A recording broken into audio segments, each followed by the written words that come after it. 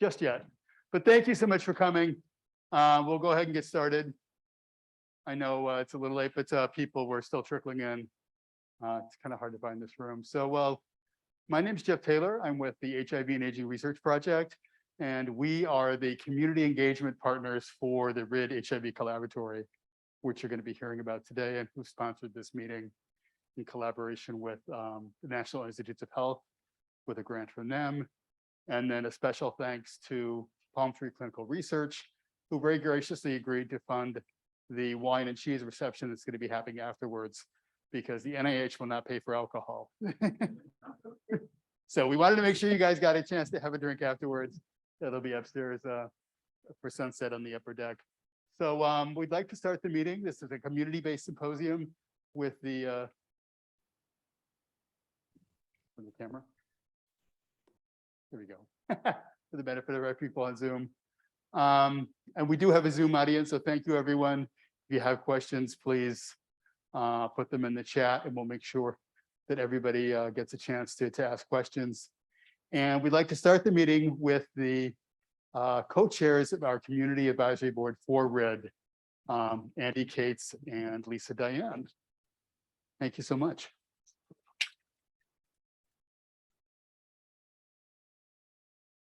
Thank you, Jeff. Well, welcome everybody. And for those of you, you might not recognize me. I've grown my hair out a little bit, and all.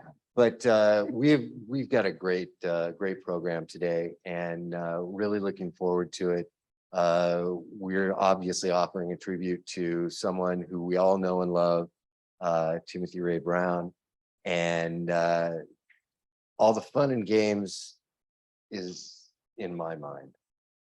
The hard stuff is here, because Lisa Diane White, my co-chair, is going to be giving you the rules of how to continue through the next 3 hours.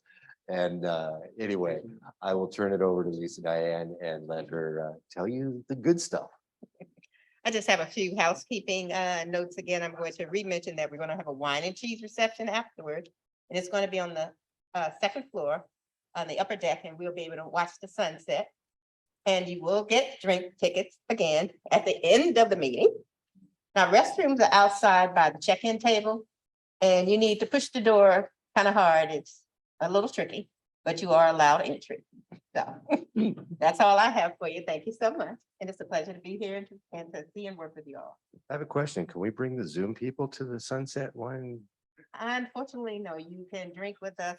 In the privacy of your home. All right. Well, enjoy, Zoomers.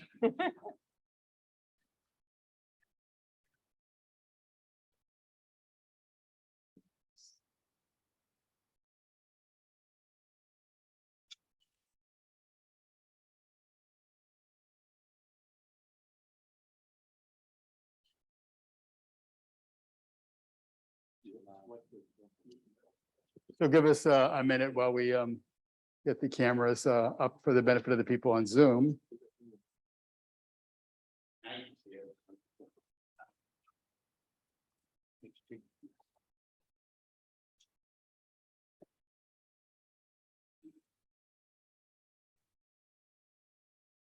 Needs to go the other way.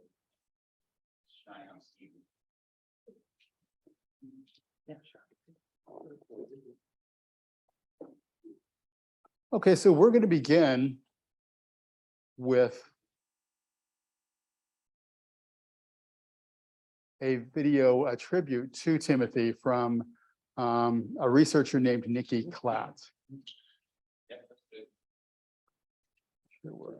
Share screen.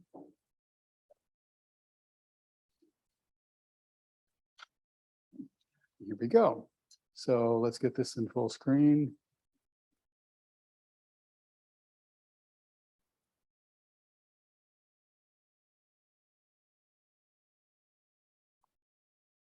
We'll start over at full screen. All right. So here's Nikki for us. Why the audio is not coming through here? Is it should be coming through this one? Because we've got the audio right here. I can plug it in easier. Yeah, why don't we do that?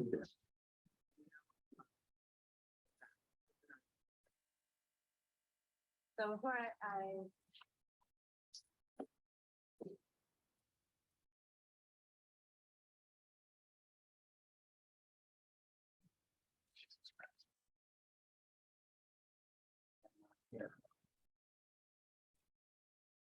Lost her.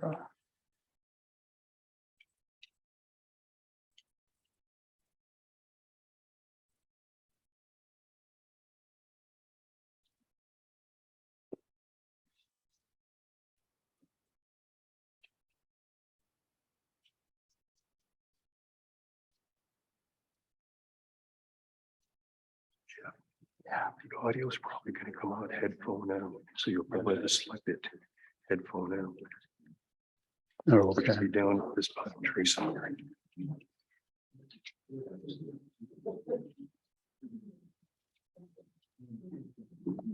Lost her.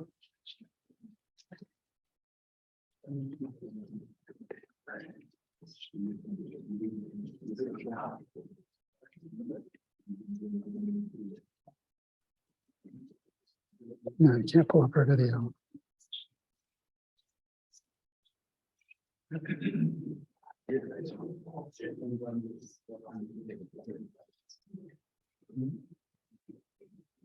There's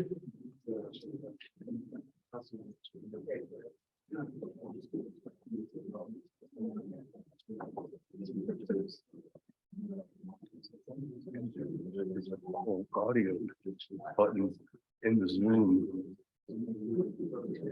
Follow the audio from the co-host device. Yeah, I have it this way anyway, so.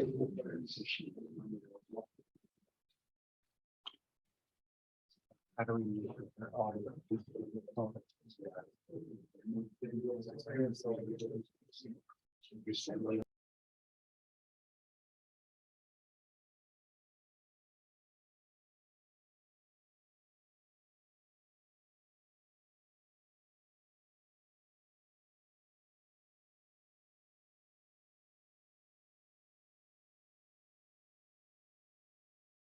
So down at the bottom down here, we're just gonna make sure it's coming out of this port right here. It's under the audio settings. It's on the ribbon down here somewhere. Oh, maybe it's up here. Let me see.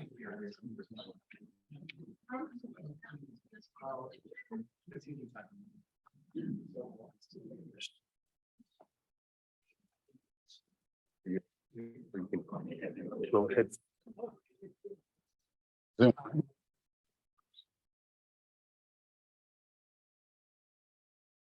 You can hear me here.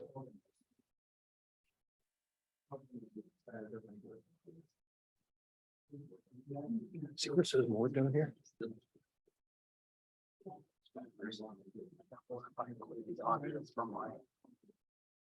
You do one from one of these. We can't do it from there. Can you tell her we can't hear her so she doesn't give her whole talk? We have this all set up. God damn it.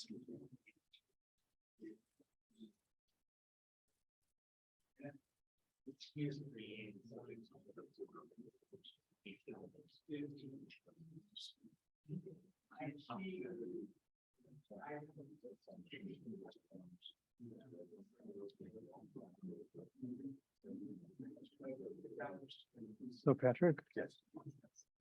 So Okay, so if we can get to the settings. settings on Zoom? Not on Zoom itself, but actually on your laptop. We gotta tell the laptop to come out audio out of here. Most of the time it goes right to the speakers.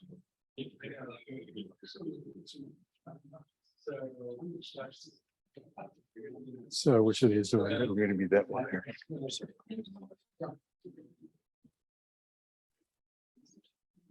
External headphones, external.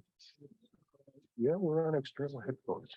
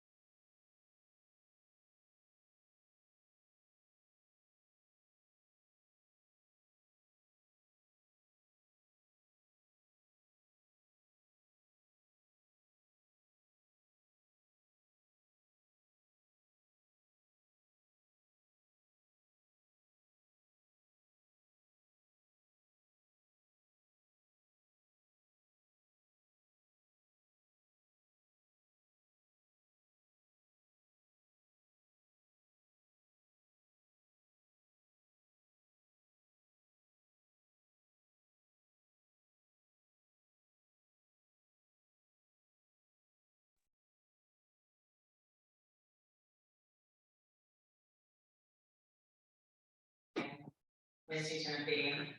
Can't wait to stay on, see you when I get there, and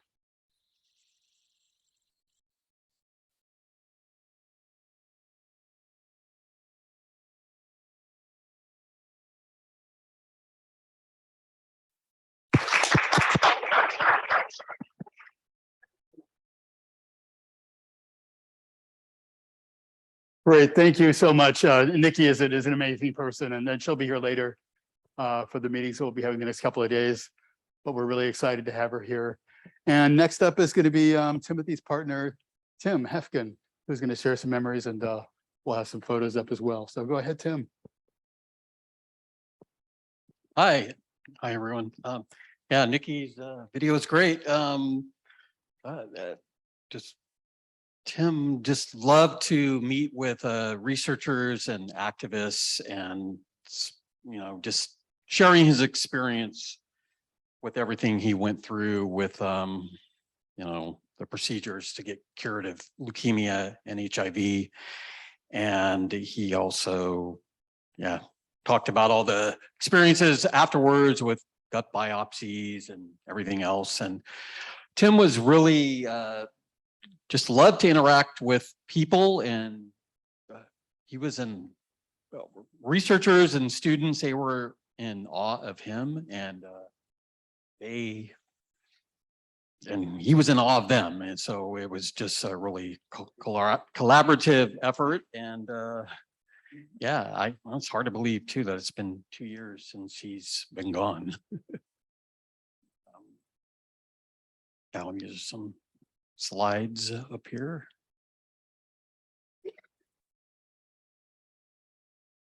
Oh, it's Nelson, Virgil, and Tim, and Jeff Barry, Jeff Taylor, and Tim. That's Tim, I believe, in Little Rock, Arkansas. That is the two of us in Berlin in 2017. That's when he was in hospice care with his baby Yoda doll.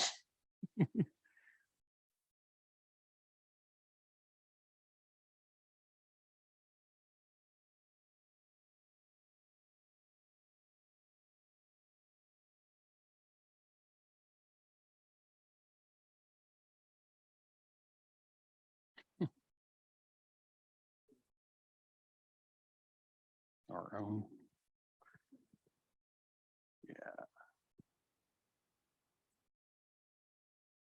Jeff, were you able to pull up any of the slides that I sent you earlier today?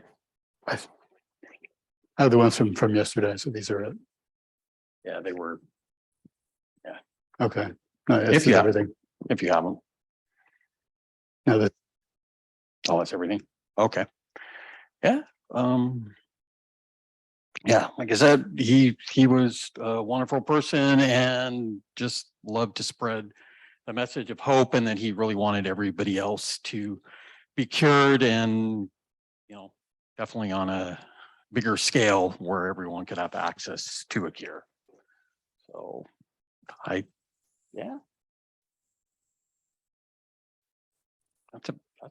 that's about it. Yeah.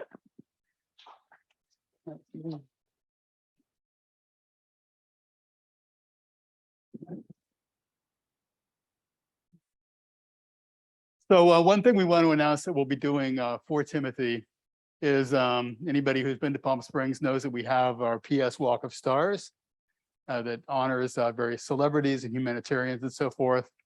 And I can't think of a more deserving humanitarian who's done so much for the field of science and HIV than Timothy has, as you've heard from several people now. So we have submitted an application to the city. They review those once a year, and we heard a few weeks ago that they have accepted it. So we will be, I know.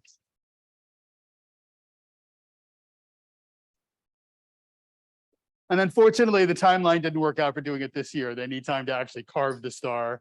And also we have to raise $15,000 to make that happen. So just yesterday, a GoFundMe page went live for him. We already have over $1,000 on that. And if you look on the reverse side of your agenda, there's information on that and a QR code you could scan if you want to make a contribution now or later. Any amount would help. But we have a year to do this, and we hope that this will have this meeting next year as well. These meetings will continue for the next 3 years as part of the RID Collaboratory grant. So we'll be raising the monies and doing that for Timothy. And next year, we hope to be having a celebration outside on the street as we put a star out to honor him for all that he's done, and make that part of this meeting and an ongoing tribute to these meetings that are named in his honor because of all he's done. So, we've got a little bit of time, and I'm sure there are people in the audience who have stories they'd like to share. So please, if you'd like, step up to the mic. People on Zoom, if you want to put something into the chat, we can share that with everyone. But, we have a lot of stories.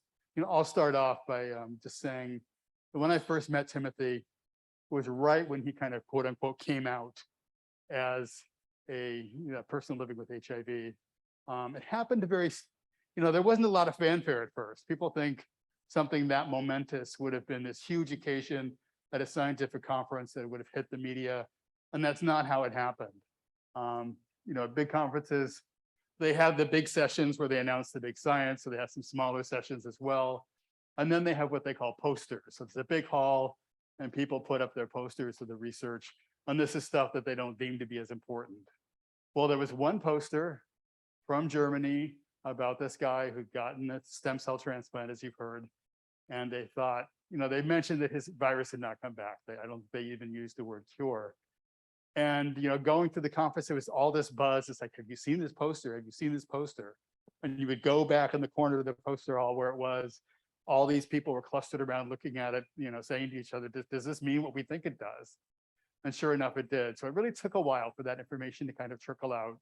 And obviously the scientists who, were reporting that were being cautious because there had been so much false hope, as we know, over the decades about cure. And sorry, I get verklempt when I talk about, Timothy and all that he's met. But, he did an article first in a German magazine called Der Spiegel. And that was when it really hit the media. Then the English media picked it up, and it was on the BBC, at the New York Times. And suddenly, the world knew that somebody had actually been cured of HIV. And Timothy very bravely decided to become the face of the cure and go public.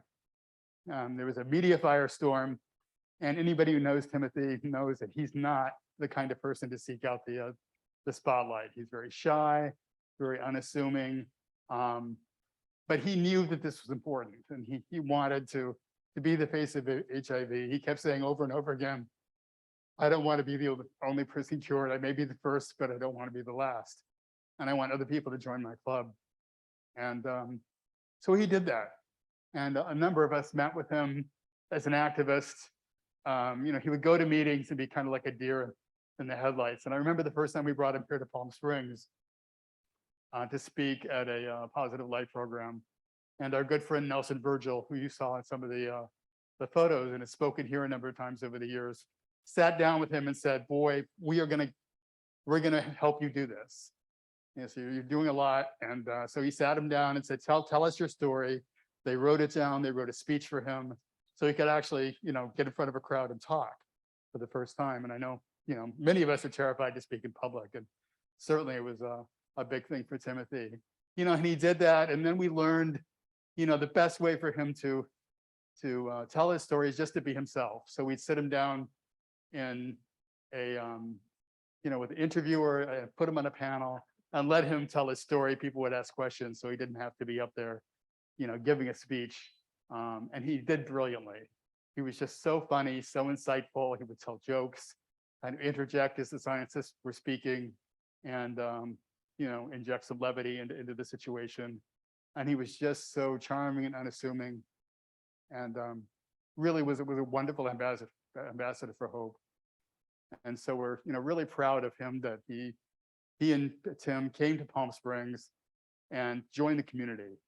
And many people may not know that, after he got cured, he had trouble getting HIV services because, quote unquote, he was not HIV positive anymore. So he really had to fight first in San Francisco, and then when he came down here to ensure that he did get services. And they became a part of the community. They joined our local Let's Kick Ass chapter, social group for older people with HIV. and was just a fixture in the community. He was one of us, not a celebrity, until people, realized for the first time who he was. So, no, that's Timothy. And we can't say enough about him. And I'll stop now. I'm sure there are others in the room who might have things they want to share. So please, step up to the mic, or we've got a mic here we can bring to you and say a little something about him.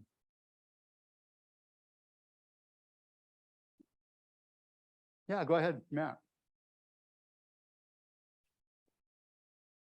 Go ahead and test that mic and make sure it's live. Yep, go ahead. Testing. Hi, everybody. Matt Sharp here from Oakland, California right now.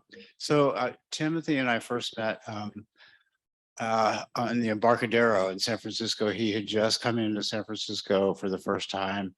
And we were meeting to do an interview with John Cohen of Science Magazine. And we did a photo there that I still have. I posted everywhere because I'm so proud to be in a picture with Timothy. It was on the cover of that magazine, and the story was great.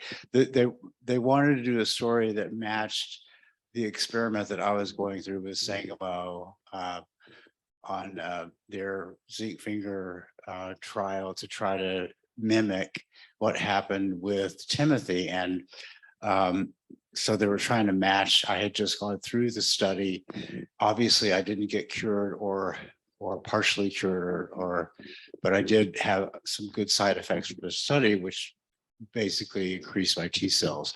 A lot of you know that story, and it's still held, and I'm still doing really well because of that. But beside of all that, Timothy, and I have kind of followed each other around for the next several years in different meetings, and we supported each other. And I just have to say one thing.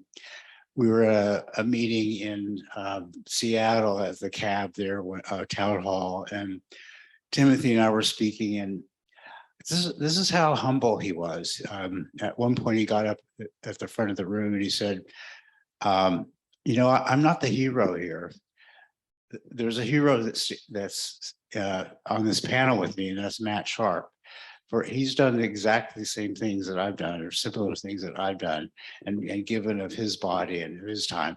And I totally didn't expect that and didn't want him to say that, but it was just to show how humble he was to say that and have him not be the headline of the show, but other people. So that's all.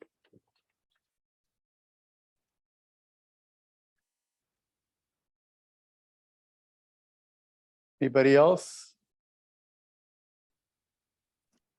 Yeah, go ahead. Can you hear me, Jeff? So I'm Linus van de Kerkhof. I'm from Ghent, Belgium, one of the investigators of iSystem. I never had the opportunity to meet him in person, but one of the things as a medical doctor that always strikes me a lot is when you have that patient in an ICU with a bone marrow transplant that is HIV positive, it's very difficult to give that person a perspective of hope because they're basically suffering a lot, and they look more to the side of death and to the side of life at that moment. And for them, it's always been, this potential of being part of this whole cure initiative with iSystem, and looking forward to that and see what the results are. That took them forward, and we had 3 in Ghent. 2 of them unfortunately passed away, one of them last summer. But still, for those, every step that they had to take was a step that they took, which was positively influenced by that potential perspective of cure. And that's really amazing for these people, and for us also to have that and to be able to show that. And I would like to thank him for that. Thank you.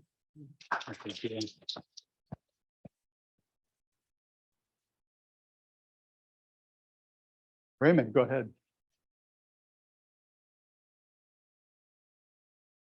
Hi, we went through the memorials after Timothy passed, so I don't want to repeat any of the stories I said, but I think I come from a place that for me and for many of us, I thought that the announcement that there was a Berlin patient somewhere when we were all thinking a cure was never going to be possible. That seemed like a spiritual miracle.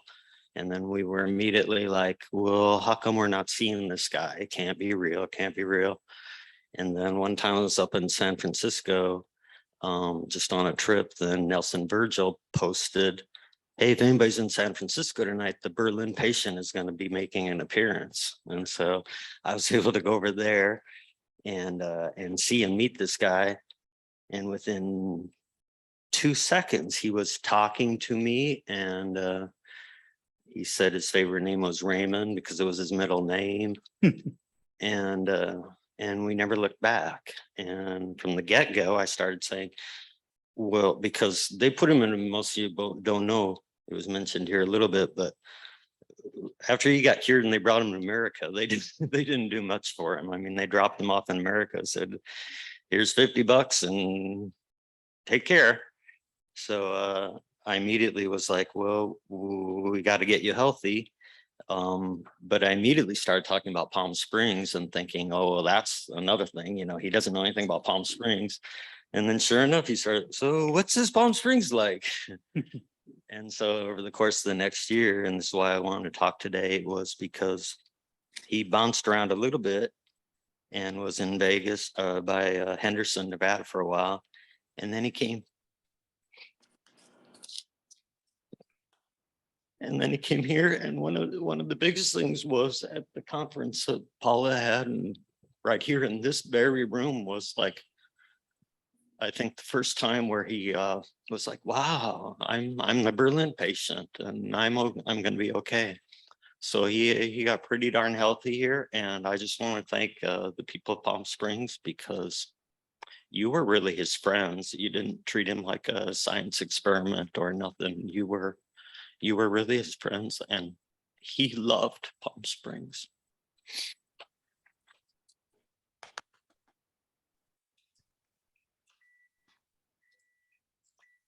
Well, as a scientist, again, I would like to highlight, how the Tim Brown has really inspired, all the field and led us, to try to replicate, without being as invasive as bone marrow transplantation, the same outcome that he found. And I'm extremely proud, and Matt, that very well. One of the patients that we've been following in the Sangamo study has been now for 7 years without antiviral treatment and controlling his viral load below 100 copies of RNA per ml. We know why, and I think we can now hopefully replicate this without even doing bone marrow transplantation. And I think the NIH, and I think all of you has lobbied the NIH to be able to deliver funding. And I think the MDC that we're part of and that will start to meet tomorrow really has an aim, as an objective, to find an HIV cure or functional cure that is not as invasive bone marrow transplantation, but can really bring to the patient, all of you, a much better outcome and control virus without any intervention. Thank you. Thank you, Matt. Thank you, Dr. Klatt.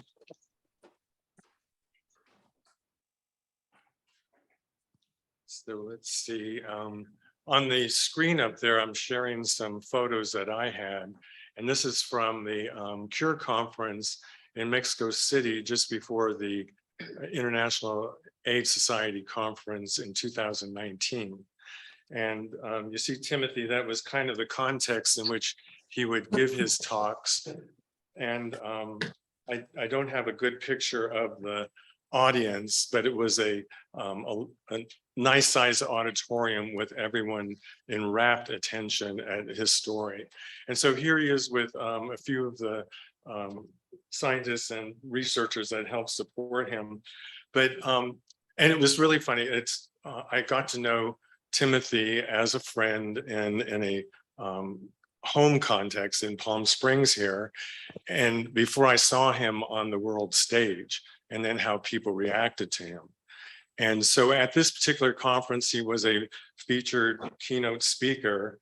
And this woman who is a doctor, an HIV provider, is also a caretaker for this young man who was a vertical, a person who was born with HIV.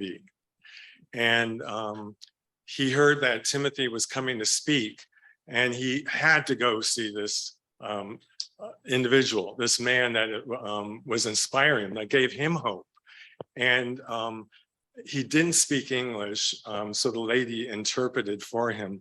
And the kid was so cute and so shy, and which is like such a mirror of how Timothy is cute and shy.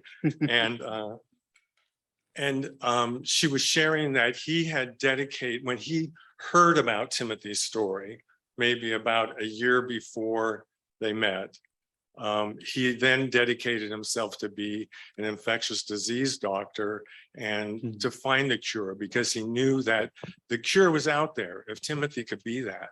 And so you see the way he's kind of fussing with his hair. He was like meeting Mick Jagger or a rock star or something. It was really incredible.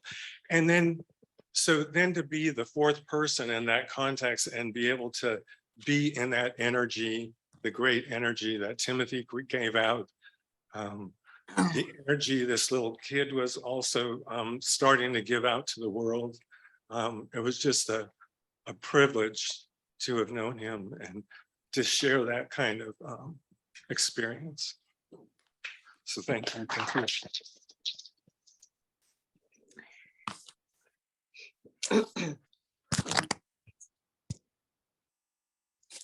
Anyone else have anything they'd like to share?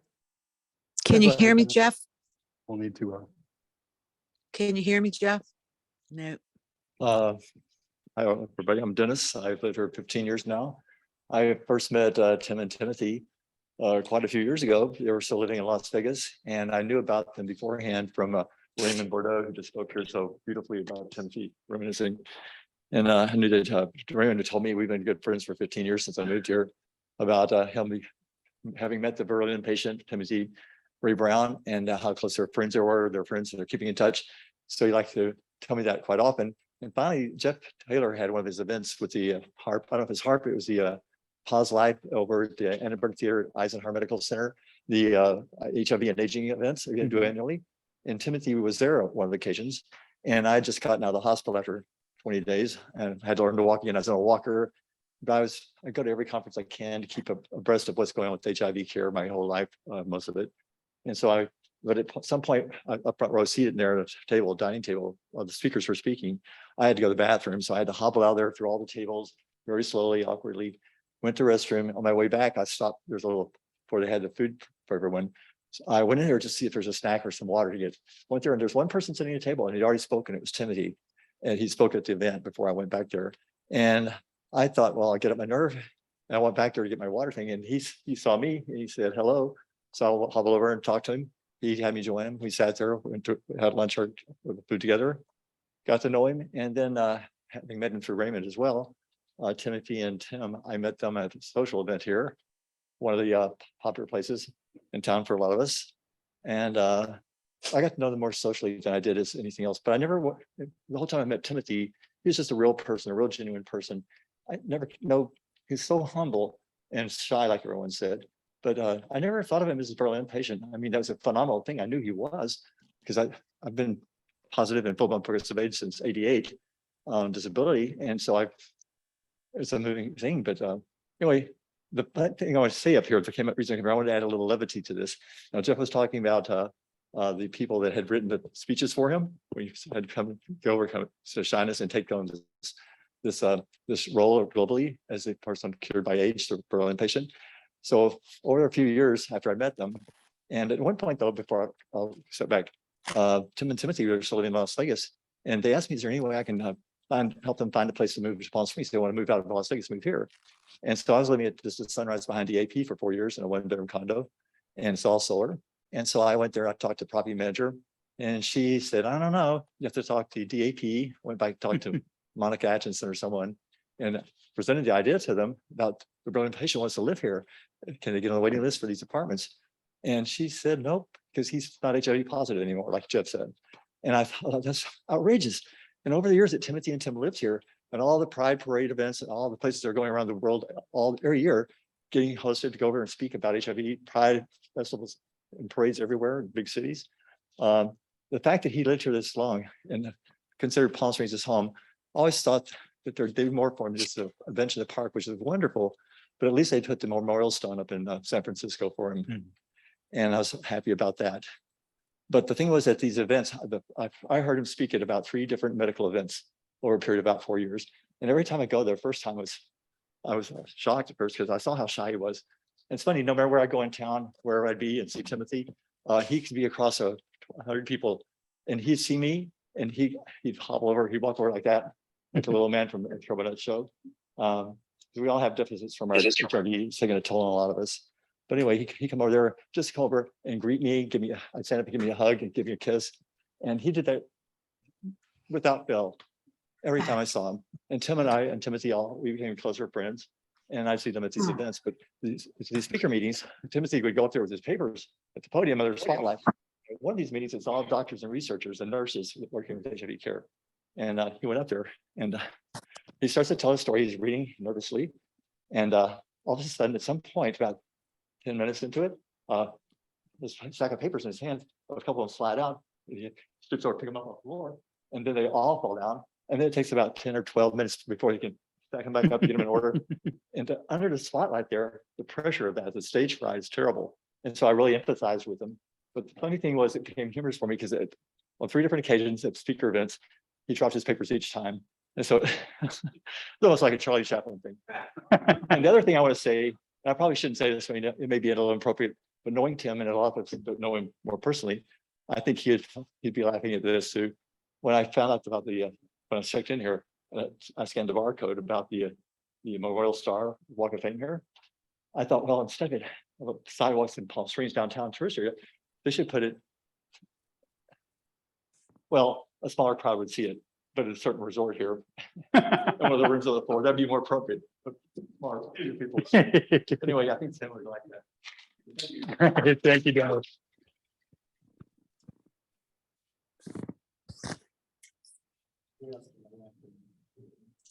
That's right.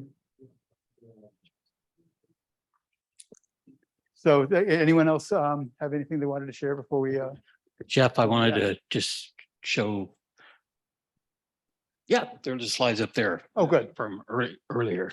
Okay, so this is at Clive Gray's lab in Cape Town, South Africa. And this was probably the most amazing trip that we both went on. And this was in September of 2017. And there's a few more slides after that.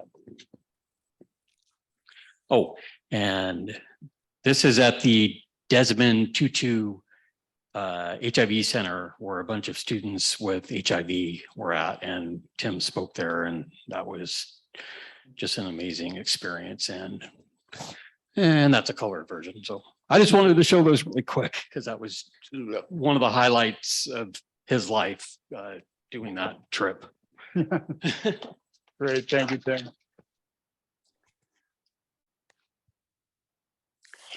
Can And you he hear did us, go to a lot Steve? of the conferences over the years, and I know at the International AIDS conferences, the one in Amsterdam. I'm so sorry I couldn't be there, but I love this story.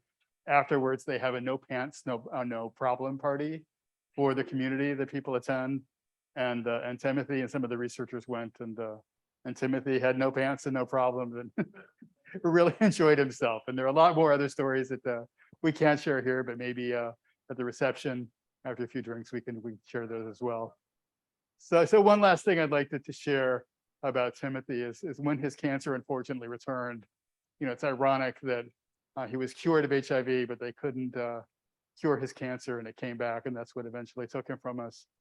But this was during COVID, and he ended up at City of Hope over in Duarte under strict lockdown. And you know, they both, Tim and Timothy, advocated to have Tim basically move into the hospital. Once he was there, he couldn't leave because of the lockdown, and he spent weeks there, sleeping next to him. You know, they pulled a chair bed in so he could be there, and just the amount of dedication and love that he showed for him during this. And then, you know, when they realized that they weren't going to be able to beat his cancer, they brought him home on hospice. And you know, weaker day by day, and I was over there almost every day to see him. And you know, this is when he had heard about Adam, and he kept saying, "I need to talk to Adam." the London patient. I need to talk to him. I need to talk to him. And they had a series of conversations. And Timothy's had this real drive to mentor the man that he knew would be his successor. And Adam is here today, and we'll hear from him later on. But I just want to credit Timothy for doing that, for realizing the huge responsibility he had borne and wanted to make sure that he passed that torch on. And we're really fortunate that we have Adam here today to carry on his legacy. And we'll hear about him later on in the program. So thank you very much.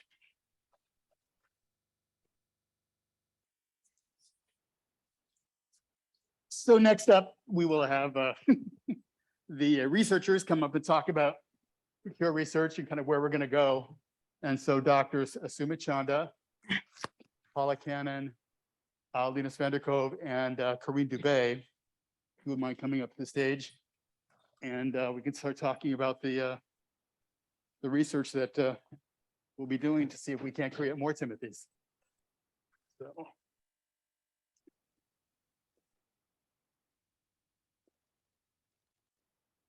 Get you.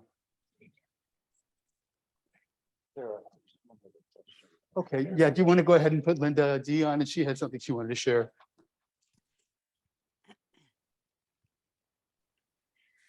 Hi, everybody. Can you hear me? You got the two mics. Slides, so maybe.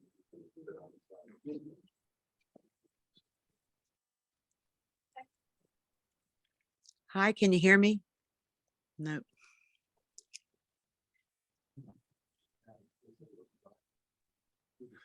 Those of us on Zoom can hear you, Lydia or Linda. Go ahead. Okay. All right, great. They don't know what they're doing in the room at the moment. Yeah, well, that's good. So I don't know. I have the same sorts of memories and thoughts and feelings about Timothy. Sweetest, kindest, nicest person you'll ever want to meet in your life. Never a bad word, always kind and loving, just a perfect guy.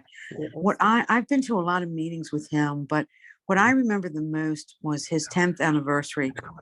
I'm sure we were in Seattle for, it must have been a CROI meeting, and we do an annual pre-CROI, community pre-CROI workshop every year for cure research. And just the love when they brought that cake out. I mean, the whole room was in tears, including myself. It was just so memorable and so heartfelt. And after 10 years, it was like, you just thought he was always going to be there. So it was just so hard when the cancer took him. It just was just so hard and hateful. But, I also wanted to say that I work with Jeff and other people like Luella on the Martin Delaney Collaboratory. And, we're experiencing people feeling the same sorts of things. Oh my God, if I'm cured, where am I going to live? Where am I going to get my medical care? Where am I going to get my, everything and my support and the system of caring people that have helped me through this all these years? I'll be by myself. So, I think we want a cure, God knows, but we really can't forget that sometimes you get what you ask for. So we have to be sure that people will continue to get services after they are cured. I think that's got to be a really important thing that we don't forget. Thanks.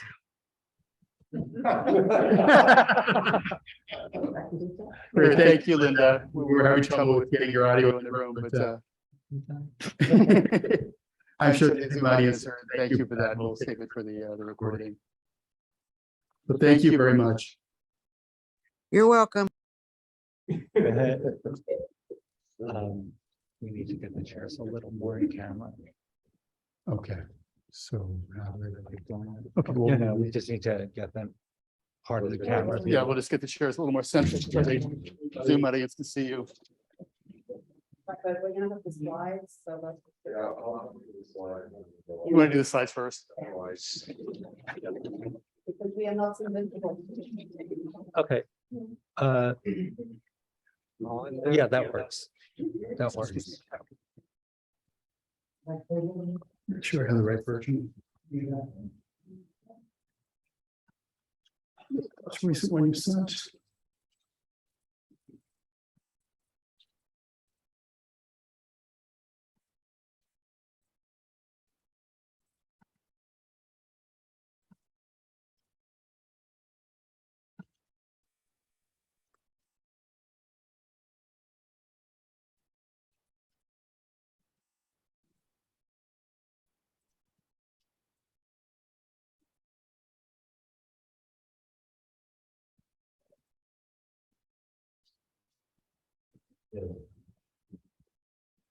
Use this to advance. Yes. It's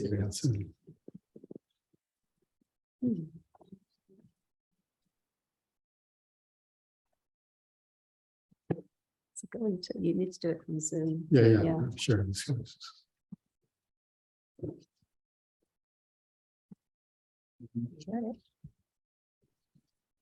Sure slides.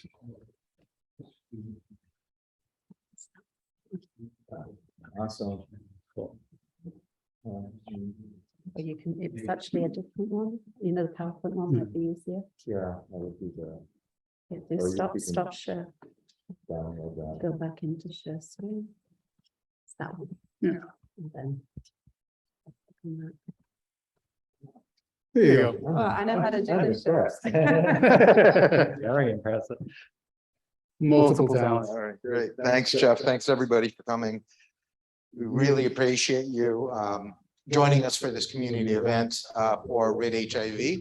My name is Sumit Chanda. I'm a professor at Scripps Research in San Diego, California. So RID HIV stands for Reversing Immune Dysfunction for HIV Eradication. So this is the first year of our MDC grant, and we are extremely excited to have an incredible group of scientists and community members really pushing us towards some really amazing advances in the field of HIV cure.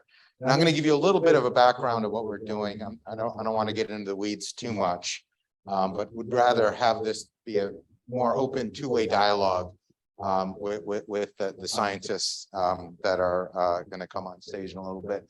But just for a little bit of a background, the Collaboratory is a multinational collaboratory from scientists from multiple time zones in both the US and in Europe.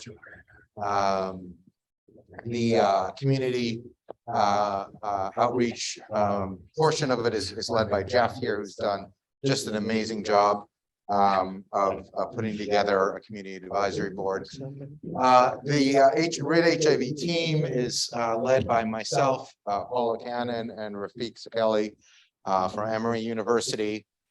We have a scientific advisory board who will be joining us tomorrow to review what we accomplished in the last year, and really incredibly privileged to be able to work with an incredible group of scientists from across the world. I just want to give a little bit of a shout out to Lars, who's in the room here someplace.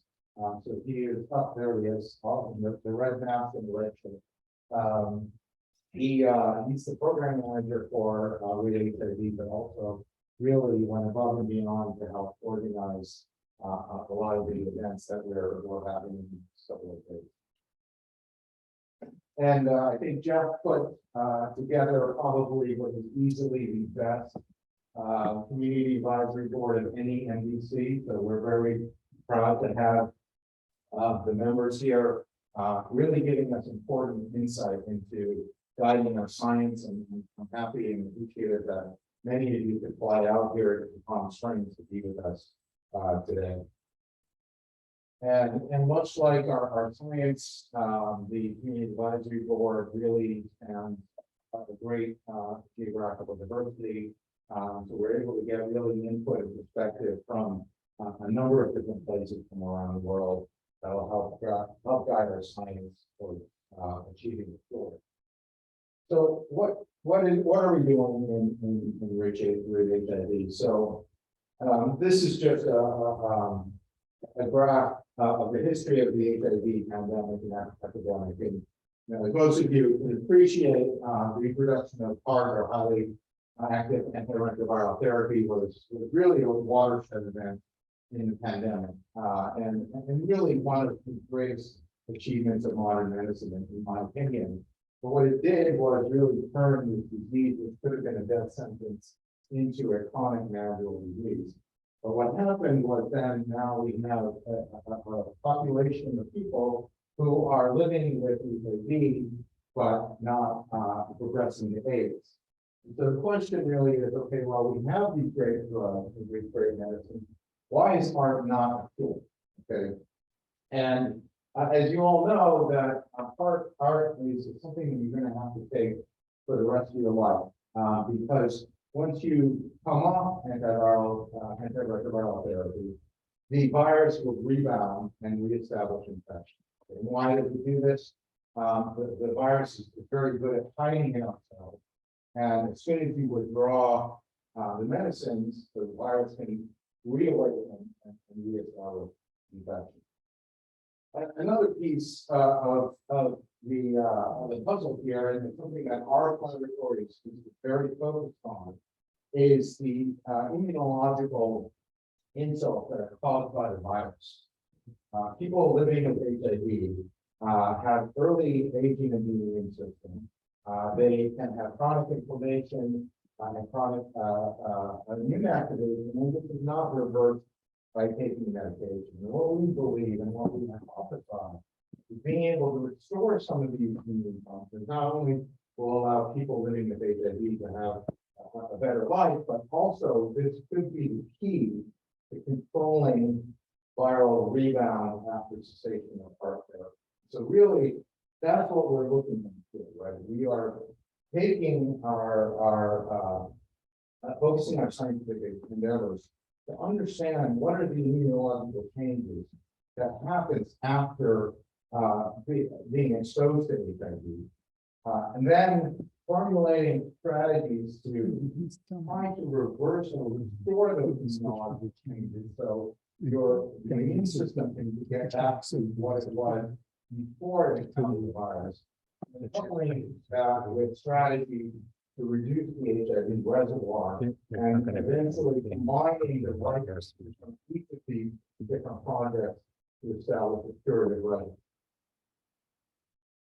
We are heavily relying on a number of cohorts that have been assembled under the program, and really the generosity of these individuals providing different biological specimens for us to analyze. We're bringing forward probably the most advanced technologies that we have right now in science and molecular medicine to analyze these samples at a resolution that I think could never be achieved before, right? Really just a tour de force of technologies that are being brought to bear here to give us this insight into what is going wrong, so we can then try to fix that and restore the immune system to be able to allow it to do its job. We have a really highly integrated and committed industry partner, which is really important to us. And with Mark and Bonnie Howell will be here to join us. But again, we are our academics. We establish proof of concept. We establish new discoveries. But we partner with drug companies to bring these things into clinical trials and to markets. So to have this kind of relationship in place at the beginning really is very innovative, very important for us. And so when we are able to find things that can seamlessly transition into patients for clinical evaluation. So what are we trying to deliver here? So as I mentioned, we are taking different strategies to restore the immune system to be able to fight out the virus. Part of what we're doing is cell-based therapies. The other one will involve pharmacological intervention, whether they be antibodies or small molecules. But the goal here is to find the right balance of approaches to restore immune control of HIV. So when patients come off hard, they can keep the virus in check or even achieve what's thought to be a sterilizing tool. This is also being coupled with more standard, what's called pick and kill strategy. So the pick and kill strategy is a strategy to reawaken the virus that's dormant in patient people, and then get rid of those cells that have been reawakened, purge the viral reservoir, and once and for all get rid of the persistent HIV found in infected individuals.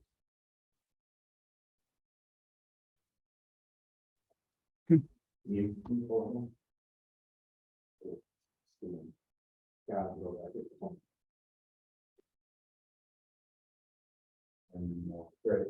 So, couple, I think really innovative ways that we're approaching the stick and kill strategy. Starts from latency reversal.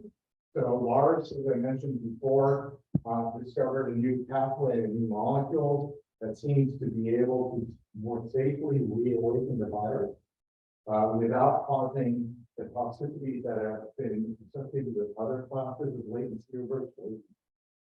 We are working on strategies to eliminate infected cells, including using CRISPR, recruiting other immunological components called natural killer cells, and providing broadly neutralizing antibodies as cell-based therapy to really come together to find the right balance of therapies where the virus is reactivated and the immune system and the pharmacologics that we are developing can purge the body of the infected cell. There you go. And the last slide here is Roberto's here.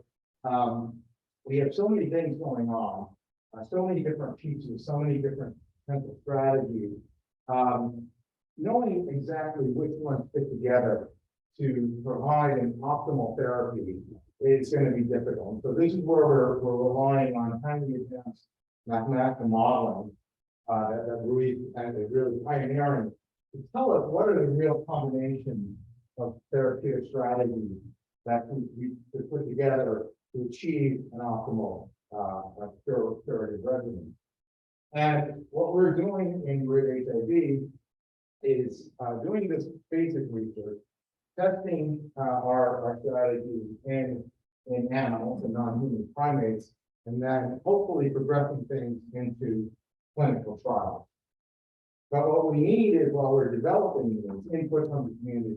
We need really you to tell us what you want to see in a cure, what is really something acceptable, something that really people who are infected would turn to, that would really get them to go off hard and say, hey, yes, this is the regimen that I can really buy into, and would do instead of taking part on a daily basis. So I just want to end up with thanking the NIH and NIAID for funding this center. Really an incredible opportunity, I think, to make a difference and move the needle on the HIV tour, and also for the inspiration that Tim has provided for me and I think generations of scientists to really keep persisting on finding a cure, because he gave us a reason to believe that this is possible. So thank you, and Paula and the rest of you come up, we're happy to take some questions.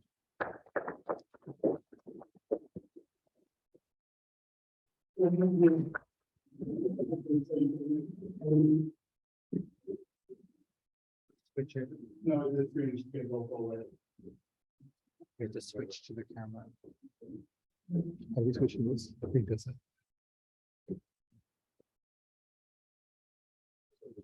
We need to switch over to the camera. Oh, we're good. So put the camera. So the camera shows on Zoom. Okay. Take it away, John. I'm going to start off with a question for Linus. Linus, can you just tell us a little bit more about cohorts in rare HIV, what their characteristics are, and what you think we might be able to learn from studying samples that they're generously providing? Yeah, so if we look at what samples have been collected in the past in many studies, people have been looking at total HIV DNA, so the amount of cells that have been infected in the bloods as a marker of a potential alleviation and illegal cure. And what we do now is we kind of take it to the next level in many ways. So if you look at the course itself, course are very efficient mediums. In that way, that they, for example, we have course with people with a high and a low reservoir. We from Gang have actually over the last weeks together with our people discussing to be more than 10 or 20 on the slide. So we have people that are acute birth, people that are that come to the clinic and they have long-term being infected. We have cross-sectional cohorts where we look at people that have been treated for many years. We recently added a group cohort where we call the very long-term treatment. So people that have been treated for more than 20 years and more than 50 years study take. So we have a whole set of studies that samples have to be collected from people living with HIV in a close collaboration with these people. And that is also very important. And one of the things that is quietly to move this really forward. I mean, I've been trained up in University of South Africa in 2000, and I can tell everyone in the room, if you want to motivate someone first nature, either wants to meet the best motivation to see and to be confronted with the real disease and not that. But later on, the close contact I still have with patients is finally and the discussions we have on both sides and how to move this forward. And many of our studies and stuff for pilot and about close cooperation. So, but that is fine. So we have many different cohorts with different characteristics. We also do index collections like lymph nodes and blood files, but also with description with them and in addition to that, we then add, as you said, the whole risk of more in-depth and new generation assets. So, and if you put that all together, I think that's a unique tableau on the table to move forward and to really step forward and drive solutions. Any questions for anyone else here? I'd like to have Kari perhaps speak to the need for, so she has to behavioral research, and it's unique that it's collaboratory application we've ever done this before. And I'm really grateful to the collaboratory for including them, because it's so important to have the voices. You said at the end of your talk, that what do people want when they see collaboratory HIV? And this is some research that Karim has pioneered and worked with the community very closely on. This is why we brought over this laboratory. And we're talking about what we want to see, target product profiles and things like that. So maybe you can speak a little bit to what you think are the needs and how we might address those in context of your research. Well, thank you, Jack. And we also want to thank them really HIV Collaboratory for putting social legal science in the forefront of the research agenda. But I'd like to go back a little bit to Timothy's story. Tim was so generous in sharing his story of being part of a cure study. At the time, we didn't know anything about him, but he was so generous of his body, his time, his energy, and his experience. And he did write his story in AIDS Research and Human Collaborative and published it. If you have not read it, it's called Iron Revolution. So these first-hand patient participant account helped us understand what people go through in first trials, and then shared another story, it was a bit later, of what it was like to be cured, and including losing his social benefit of housing and everything. So this is a rare account of someone who was cured in of HIV. So what we do in the social behavioral science is we try to adopt a patient participant-centered approach to the research. So the same way we have the immunology, the virology, we also need to have the social political sciences to understand what people want to make sure that we have patient participant outcomes that matter to people with HIV. And we also want to understand community accessibility around the different interventions. So Jeff and I and others have worked to understand community perceptions of field research. And here in Southern California, Angie, Jeff, and I and others are involved in a very special program called the Last Year, where we adopt a lifespan approach to field research. So people can participate across the lifespan. And we're doing a lot more community work with aging and talk about a legacy of altruism. And Tim has inspired so many people to donate to field research. There's so many generous and altruistic volunteers in this part of the world to participate. And we also want to say kudos to all of our participants that are helping inform field research. Maybe Jeff as well. Yeah, thank you for that. Me too. But Karina's right. When they first did this project, they're taking people who are at the end of life. They have a terminal diagnosis with less than 6 months to live. You know, they have HIV, but they're dying of something else, cancer or ALS or something like that. And when they first proposed this project, they got lots and lots of pushback from the regulators and the folks at the IRB that supposed to be ethical watchdogs for these projects. And they said these people are too vulnerable. They're taking advantage of it. And somebody living with HIV, and most of us in the room who've been living a long time, we face death more than once. We've watched our friends die. Many of us have been close to death. We are not vulnerable. If anything, we're the most resilient, strong people to do this. And people want to make that contribution. Inspired by Timothy, many of us have been involved in HIV research over the years.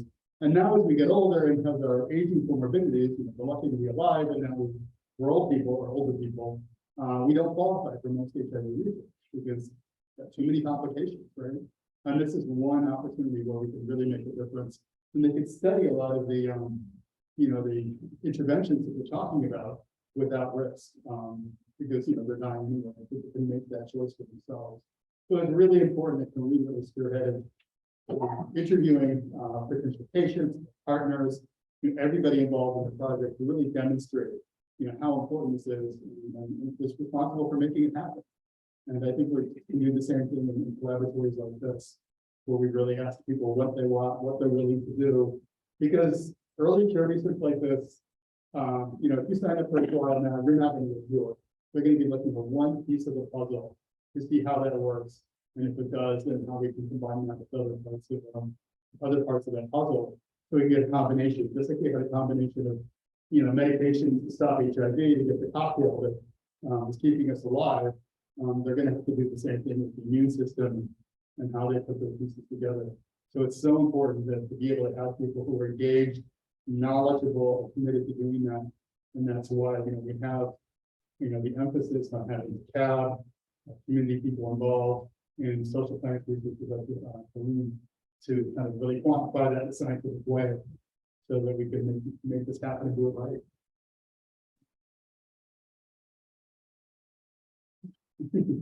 I'm gonna take my mask off to see because that sounds terrible. So what I wanted to share with you guys, and I just pull that I'm a virologist. You made it seem crazy last couple of years to be a virologist.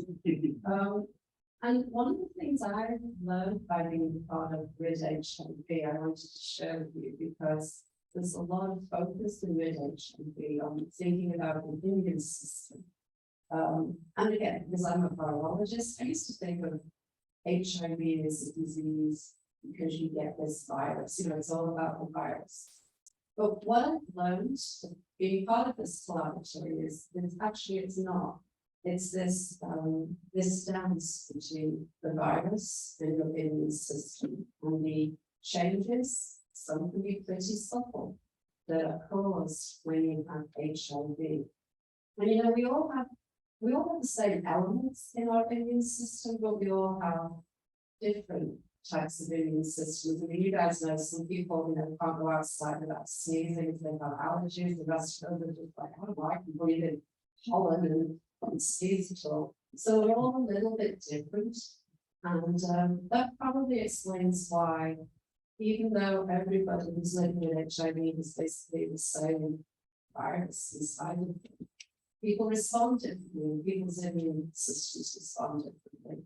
So one of the things we hope to gain, and in groups of patients, you can create a sort of cohort, it's science or groups of patients.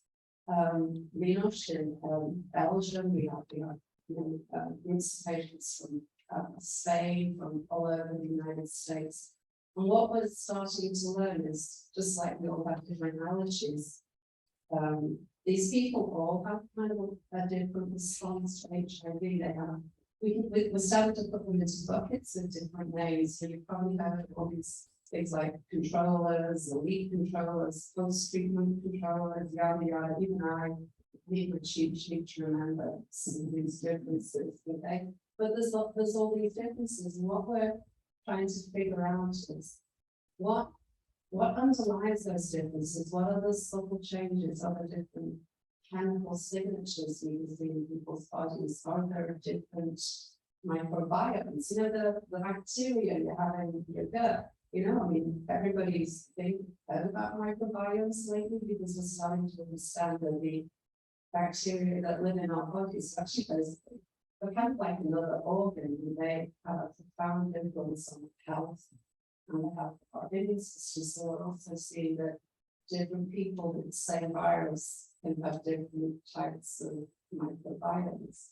And so the simple but I think very powerful idea of what we're doing is, if we can look at these different groups of people, these different outcomes, if we can find out what things might be common in these different outcomes, maybe we can find like the needle in the haystack, the smoking gun. Maybe we could be, oh my gosh, if only we could copy that chemical signature, we could tweak the immune system so that it is better able to control HIV. So that's really what we're doing. So the groups of patients we have, as Lena said, the incredible generosity. People are just giving blood. This week kind of, much more intense stuff people are doing. And from individuals who donate, who make the ultimate donation to the last gift program. What we are being entrusted with as scientists is to take those precious samples and apply the absolute top of the line, greatest technology that we can to try and tease out these differences. And then when we've got some clues, we're going to kind of come back to our drug manufacturers, our gene therapists, our cell therapists, and see if we can put together some treatments that might be able to copy those powerful conditions that some lucky people have that can control HIV. So it's almost like, even if we've got drugs, antiretrovirals is right, but they are acting on the virus. And what we want to do now is develop a companion treatment that can act to restore and rejuvenate the immune system. We believe that having those two components together might just be able to give people the power to allow people's immune systems to do what, frankly, they can't do naturally. We control HIV that's what our vision is.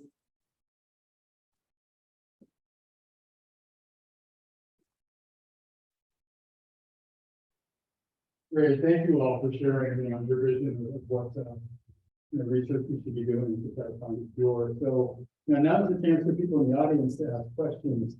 We don't always get scientists in the room to talk to and give them our thoughts on what we're looking for, what we want to know about what we think. So, Matt, go ahead. Hi. So here's my question, and my question is, I know there's a lot of people out there that have been in clinical trials for cure research or looking at the beginning function of cure research. They're running around and they may be actually doing really well. I have a few people in San Francisco who were in the first Sigmund trial who were sort of let go after the trial finished. And I actually know one guy who is completely off medication. He was a near death, and he was really ill, and he had few T cells left. He went through the second gene therapy trial, and they interrupted his antiretroviral therapy, and he's off therapy now, and he's undetectable now. So he's essentially functionally cured, running around in San Francisco. I mean, I wonder how many people are out there like that that he didn't miss, is what I'm saying. And then furthermore, people like me that have been in a trial, a cure trial, and I may not be qualified for future cure trials because I've been. So that maybe there's something that's missing that you see in my body or that I'm used to seeing.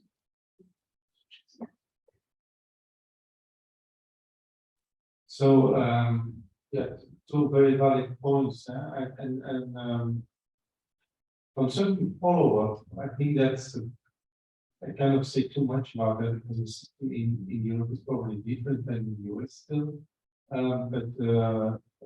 Obviously, the long-term follow-up, in theory, is something that we include as part of the protocol if we do, especially in therapy intervention studies, and if our lifelong therapy should for sure be part of it. That's what I think. And then the second point, I think, that we have seen that with other interventional studies in other fields as well, also in oncology, and moving forward with more studies, also their protocols have been adapted. I think we really have to take that point very serious, and people that have participated in a field trial could not longer be excluded if possible in another field trial. Unless if you look at really the same mechanism, it might be very difficult. But if mechanisms are different, then people could not longer be excluded. I think that's a very valid point, and I want to take it. You want to add? No, I think what you said is profoundly true. It's super easy to just say, okay, Matt Sharp, yeah, he's already gone through something, so he will complicate our analysis if we include it in that. And I would say instead, Matt Sharp, hero, pioneer. We owe you. We scientists and clinicians owe you. And so I think, going forward, Matt, if you're up for it, certainly the next generation of clinical trials and interventions, I don't think there would be a problem personally having you included. But, the people to talk to, you go bang on with Steve Dees or people like that, because they are actually running the trials and recruiting. They're still fantastic. Yeah, but I think we owe you. And again, thank you. Thank you.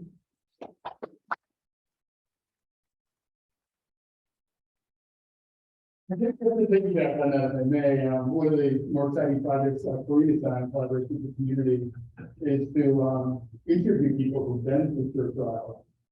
Some have gotten partial cures, they thought they were cured for a while, and then the virus came back. Really looking into what that experience is like. People can, it can be a real letdown to think they're cured, or what it's like being kind of on the razor's edge. Am I cured? Am I not? How cautious do I need to be? And then I think another question is, we have people like that, and now we have, we're getting a critical mass of people who've been in cure trials and experienced some partial successes, and of course, total cures like Adam and others, and people patients, they're starting to add up. Can we create a cohort of these people? Can we study them? We do any other kind of gene therapy research, and the FDA requires that you do long-term follow-up. And maybe we should be doing that in this field as well, both for the science and for the social behavioral aspect of that as well. Yeah, I just wanted to add, hello, Michael, I'm one of the Bridge members here, and Matt, you should know that at least some gene therapy trials have had multiple participants. There's a guy in Philadelphia who's been in 3 different trials now and has now achieved some sort of cure, so you shouldn't give up on being a trial participant again, because obviously you could be in a future study. So if they're doing it in Philadelphia, there's no reason to do it somewhere else. It's just a sign of mode, so that's kind of I just wanted to point out also a question that I had. We focus a lot on the 5 cures that they've gotten for bone marrow stem cell transplant, but we don't seem to make nearly a big enough deal, in my opinion, about the people who go through either an intervention or sometimes just go on ART and become what we call post-treatment controllers, which is more likely going to be what people can experience in their lifetime as a cure. Very few people are going to have a cancer that's going to require a bone marrow stem cell transplant, but they might be able to control their HIV with ART and then have another therapy. And I was wondering if you have any plans on doing something like that with the RID Collaboratory. There are definitely efforts to start collecting or combining all these people living with HIV that have post-treatment control, but we have not very well materialized that into the with HIV. I think the point we can take forward. I know that Javier Martinez from my collaborator from Barcelona, we have been discussing that also at Montreal in this meeting to start up Symposium, and we actually should pursue with that. So thank you for doing that. In addition to your methodology, which is reversing immune dysfunction, are there other methodologies in other parts of the country that are using another method to achieve a cure?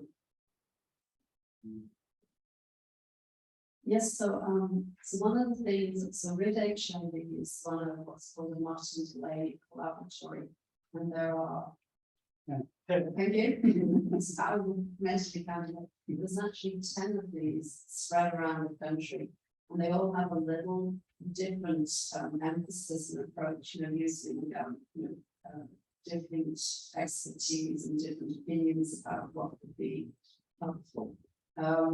So as one example I can think of, you guys may have heard of CAR T cells as a cancer therapy. It's an incredible, powerful way that you can take T cells that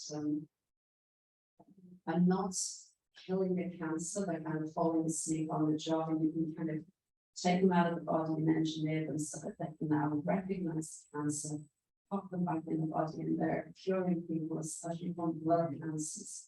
So there's a group, for example, in Philadelphia, VTech, obviously we all have names like this. They are interested in taking T cells and giving them tools to target HIV infected cells instead of cancer. So that would be one approach. There's other people are looking at different types of drugs that could be, if you like, next generation antiretrovirals. And certainly, I mean, obviously, I think our approach is best, but there is increasing interest and awareness that if we can understand these subtle differences in people's immune system, we can start to develop treatments to take advantage of that knowledge. So what's most exciting is it's 10 groups, and each of those groups has many, many different investigators. In our own groups, you've seen the number of, you just saw the names and the location of the main leaders of different labs, but then within every lab, there's a whole bunch of people who are working on it. So this is a huge effort, and we all get together, at least once a year. I think we're in December, we're meeting in Miami as part of the HIV Persistence meeting, and all the different collaboratories will get together. We'll talk about what we're seeing with our different and overlapping efforts. And it's a really collaborative set of collaboratories. We sure, I'd like the Nobel Prize, but if somebody else had to cure HIV first, I think I would still be okay with that. So we are, I think, a group of scientists maybe self-selected, but this is our passion. And for many of us, most of us, this is our life's work as well. So we want to collaborate with other people and share our ideas and our research, and just moving forward as a group, a very large group of committed scientists, clinicians, and people living with HIV who work with us. And encourages. Thanks for that question. Just to follow up on that, I mean, this is one of the advantages of doing this. Companies are siloed, they're not sharing data, they're kind of, they have a profit motive. We're doing this for the poor, right? And so we send out our molecules to other laboratories so they can move forward. And for mine, we're taking multiple shots on that. And if ours isn't on target and someone else is, we're all on board, right? We have flexibility to kind of say, okay, well, this didn't work. This was working on combined what you guys have over here with what we were here, and see if we can get some synergy to really move the ball across the field. I have a few questions for you, but first I'd like to thank all of you for your hard work. What I'm hearing today, I thought I was somewhat aware of what was happening with HIV research, but a lot of what I'm hearing is brand new and frankly very exciting, and just so grateful that there's so many smart people working so hard on this. The first question is there a database for you to collect potential research subjects? Because I'm not aware of one, and I would happily register every little piece of my medical data so that you could slice and dice and figure out, how I could be full of you. And I have a feeling you've got a room full of people who would be willing to do that, if not an entire town of people who are willing research constituents. But I'm not aware of how to dive in and participate with research now or 5 years from now. Thank you. What is your name? James. James. Thank you, James, for this excellent suggestion.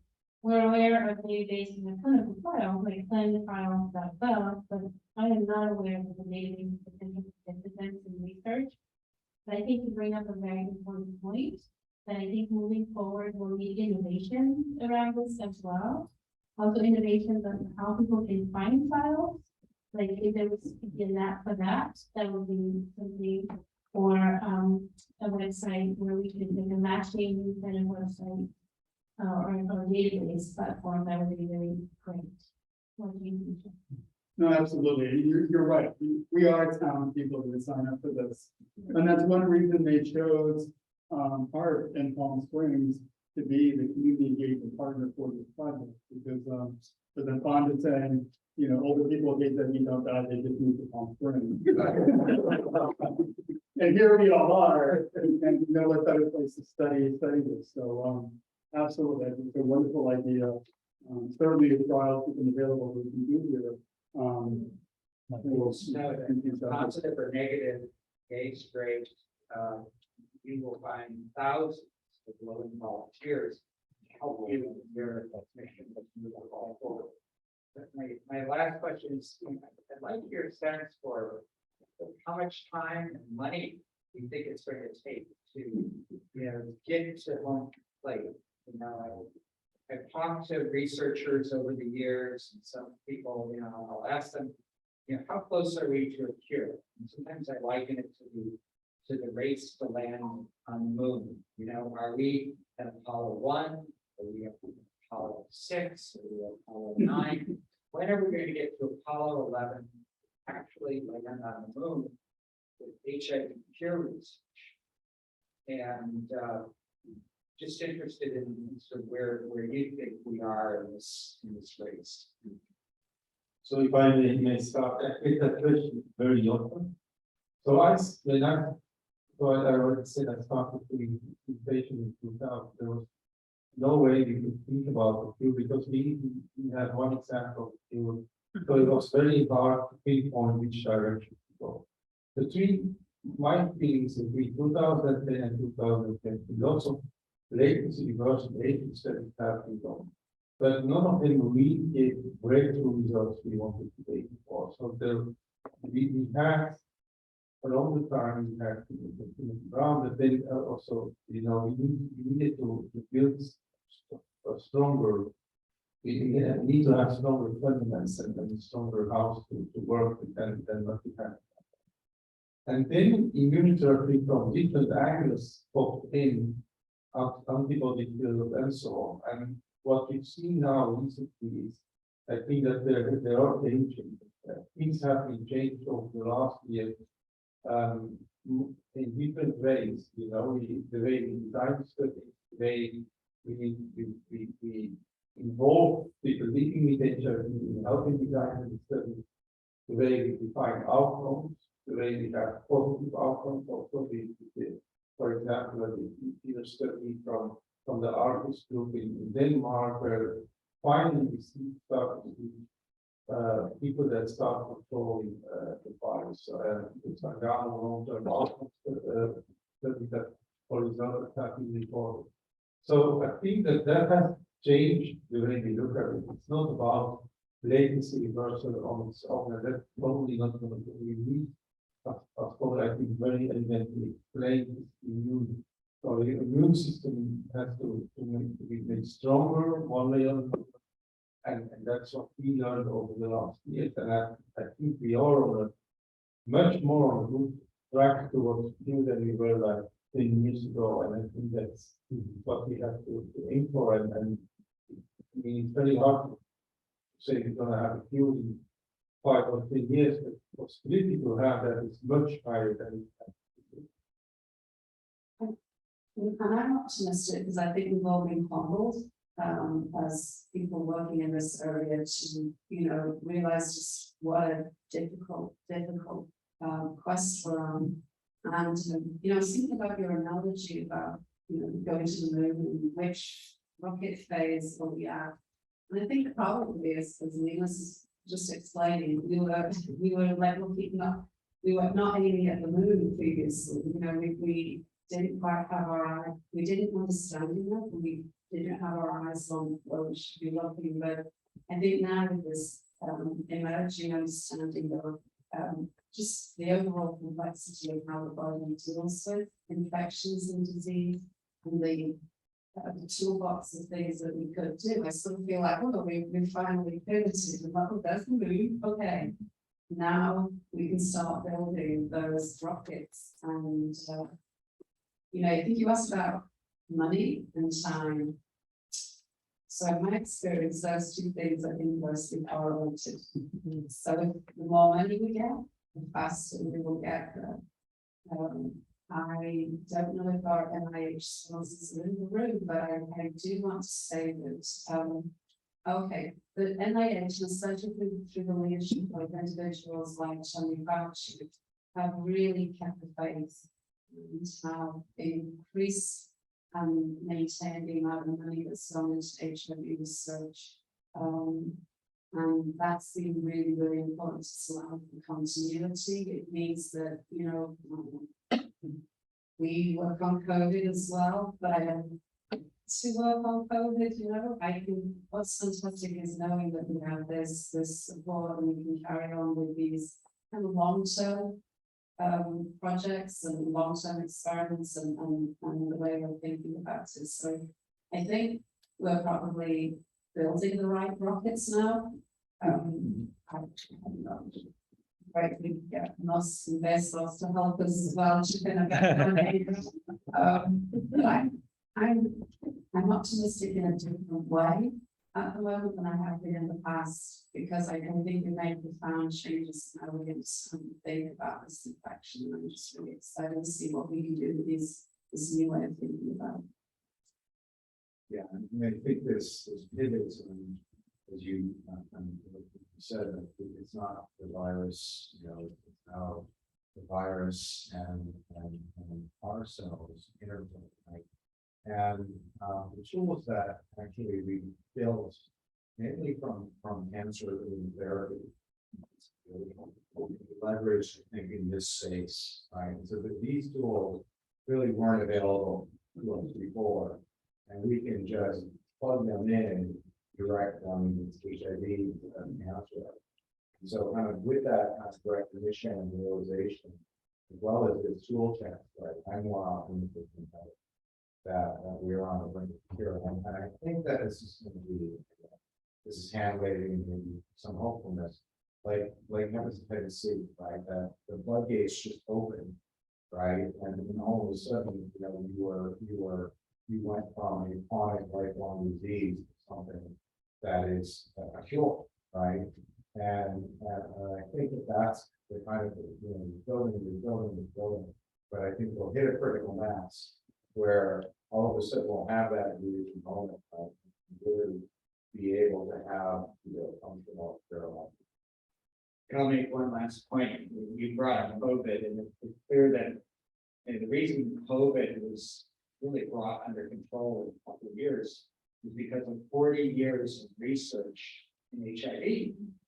And, you know, correct me if I'm wrong, but I think a lot of the tools that have been used in treating and controlling COVID are directly due to the hard work that's been done over decades in HIV.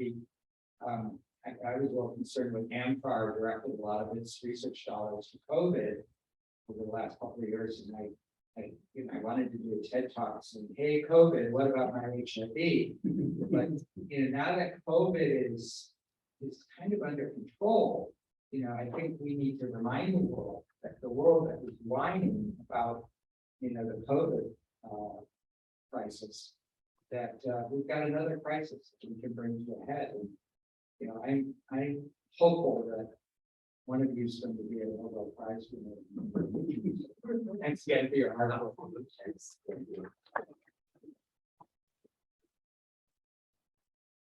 I want to address the issue of funding for sure research from NIH. Dr. Cannon and I, in 2014, had a conference with Congressman Wacky. Remember, I was hoping you'd be thinking, I know you can somewhere, yes. Excel foundations. Yeah, and we convinced, I got the team together, with another scientist, Dr. but we convinced Wackman to write a letter, which we eventually wrote for him, to get NIH to increase their funding to cure. We do a lot of funding in many other aspects of education and so forth, but minimal for cure. Anyway, make a long story short, what came out of it was $100 million for the 3-year period. And so the issue is, what can we do here politically? We should talk to our congressmen, we should lobby our congressmen to get NIH to increase their funding here. It's very practical, and it's something we can do, especially with the election coming up and the gay man running for Congress. So it seems like a slam dunk approach. Not we have a solution, but it's like an approach that is very good. I think it's terribly important. You know, the other thing I'll point out is Tony Fauci's retiring at the end of the year, right? He was really incredible advocate for HIV research, and we hope whoever takes his job will also be. But you know, that was the result of the community activism, right? And I think the work that you guys do really enables the work that we do. So I really encourage you not to let your foot off the gas here, because especially at this transitional time when we are having new leadership coming in to NIAID.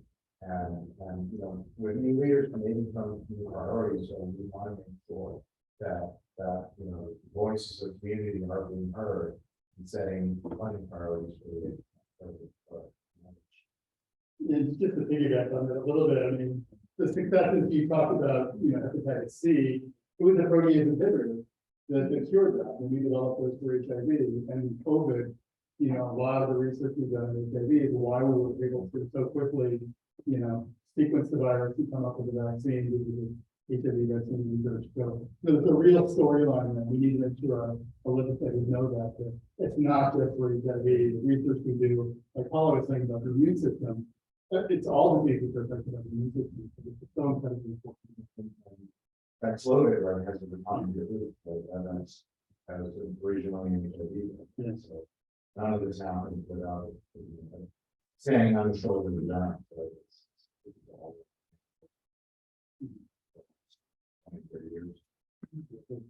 Good, we can take one last question before we move on.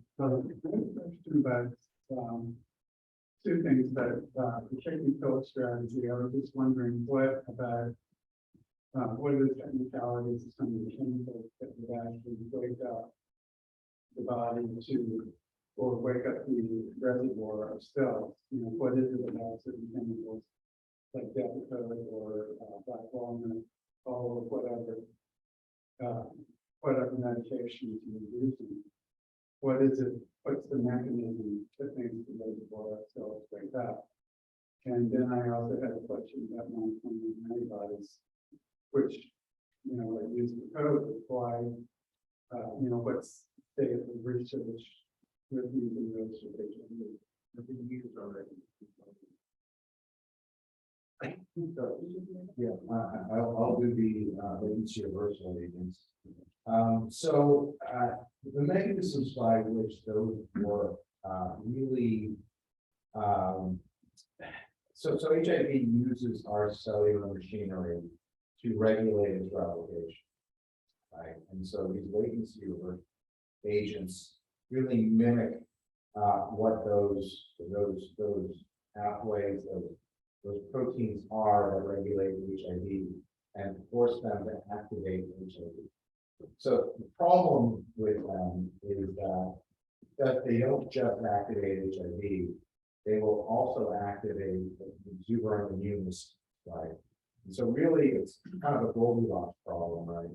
Where we want to give enough of the latency reversal agent to wake up HIV, but not too much in which you'll get an overactive immune system and the immune system will start attacking your body and getting autoimmune disease.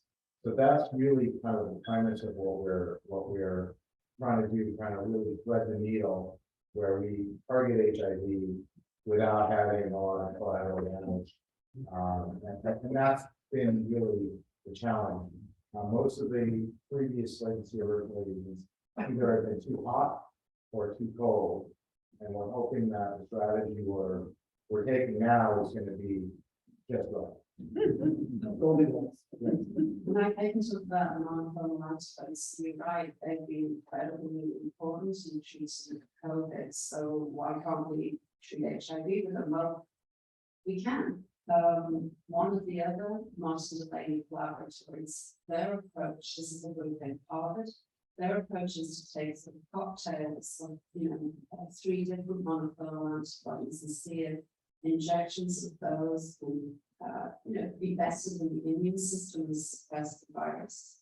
And that's great, but it's kind of like a monoclonal antibody version of ARTS. You know, you would still have to have, you know, infusion maybe once a month and for the rest of your life. So I didn't pay you to ask this question, but thank you, because the work I'm doing at the moment, I'm really excited about, which is still, you know, a long way from being ready in the prime time. But what I'm doing is I'm taking B cells out of people. These are you know, not T cells, B cells. These are the white blood cells in the body that make antibodies. And I'm kind of using the tools of genetic engineering to reprogram them to actually make these really good, powerful antibodies that we know can suppress HIV. And what we're going to be doing with HIV is seeing if having those B cells that are engineered to express these antibodies, we put them into a non-human primate. Can we control HIV or SIV through this way? So it would be, you would be eligible for that because you can put your B cells. I'm excited about doing that. So again, that's taking one aspect of immunity and seeing if we can improve on nature and give people the ability to make, you know, so you don't have to buy it. You don't come to your pet infusion, do your own functions. Thank you very much. And we're past time, so apologies, Jonathan. It's going to be really short. Yes. Okay. When we look at research results, the demographics for men, women, ethnic groups. Nothing is ever said about deaf people. And I'm hoping you, in your work, have sustained outreach to the deaf community. There is a lot of reach.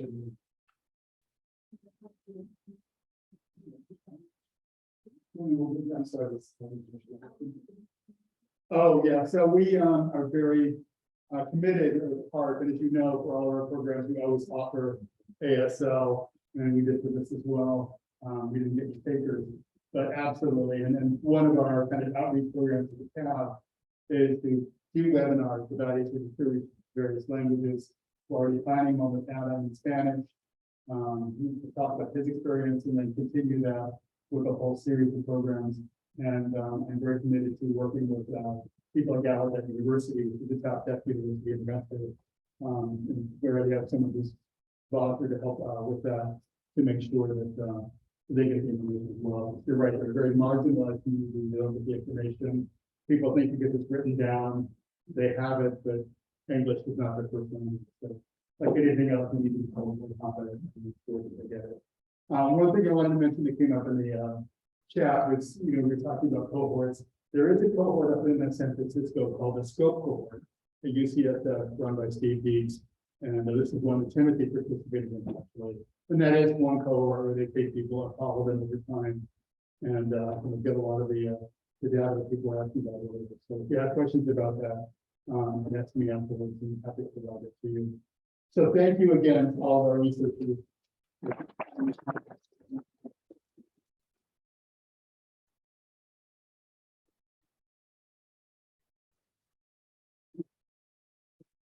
So next up will be.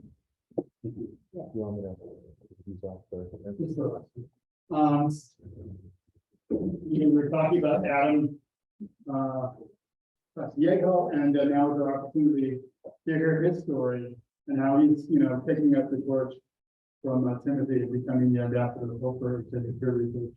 We want to thank him, Dr. Vicente from the University of Utah, one of our other researchers in this collaboratory. And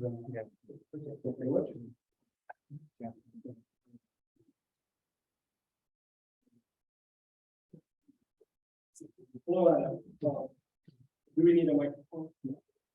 Well, obviously, Adam doesn't need an introduction, but I can. So I will tell you a little bit about myself. Where's the button? Gotta turn that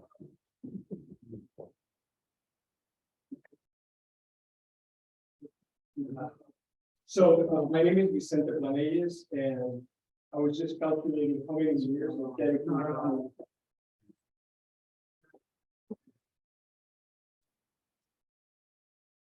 Switch it on? You did, but it came off. Very good. This one works. Yeah, well, it works.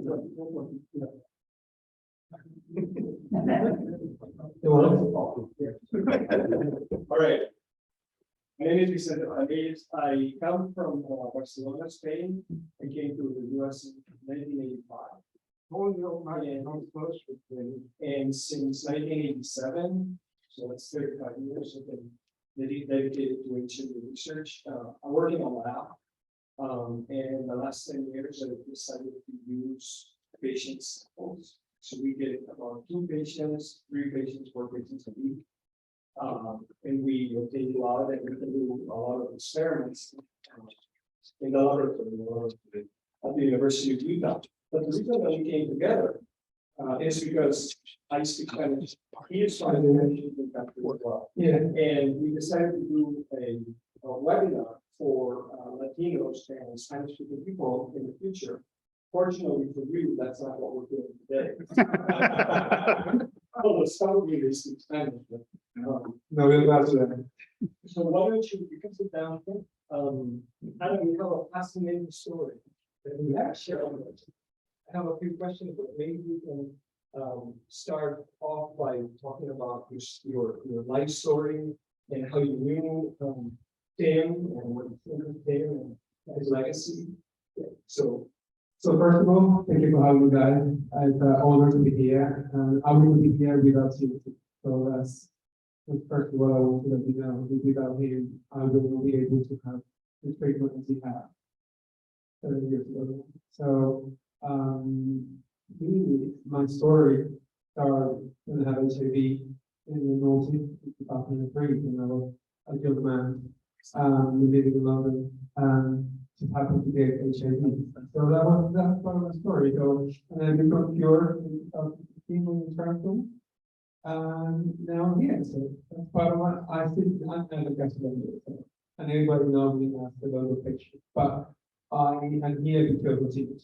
So I want to keep this legacy alive, and I want to embrace this, and I want to enhance it because it is a new chart in the HIV cure.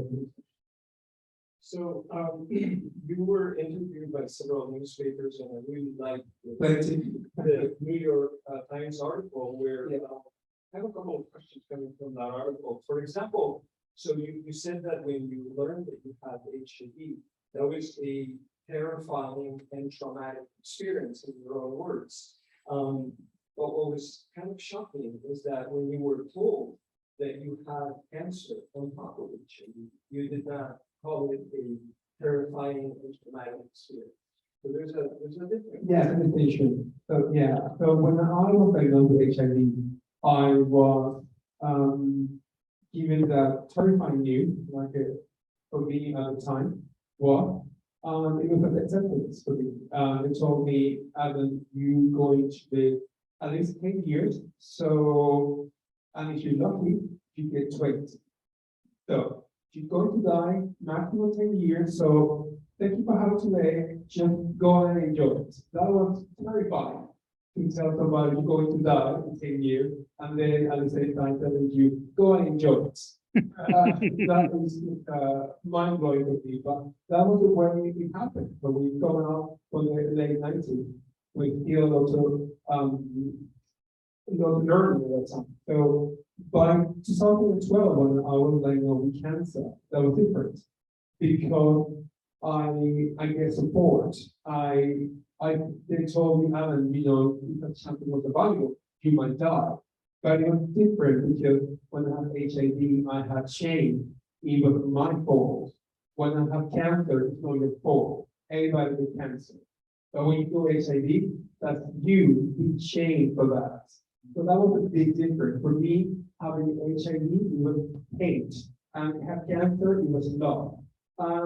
Distinct human diseases. Both are diseases, and people see one different to another. One was stigma and the other not. So that's different. That's what I'm going to do your time.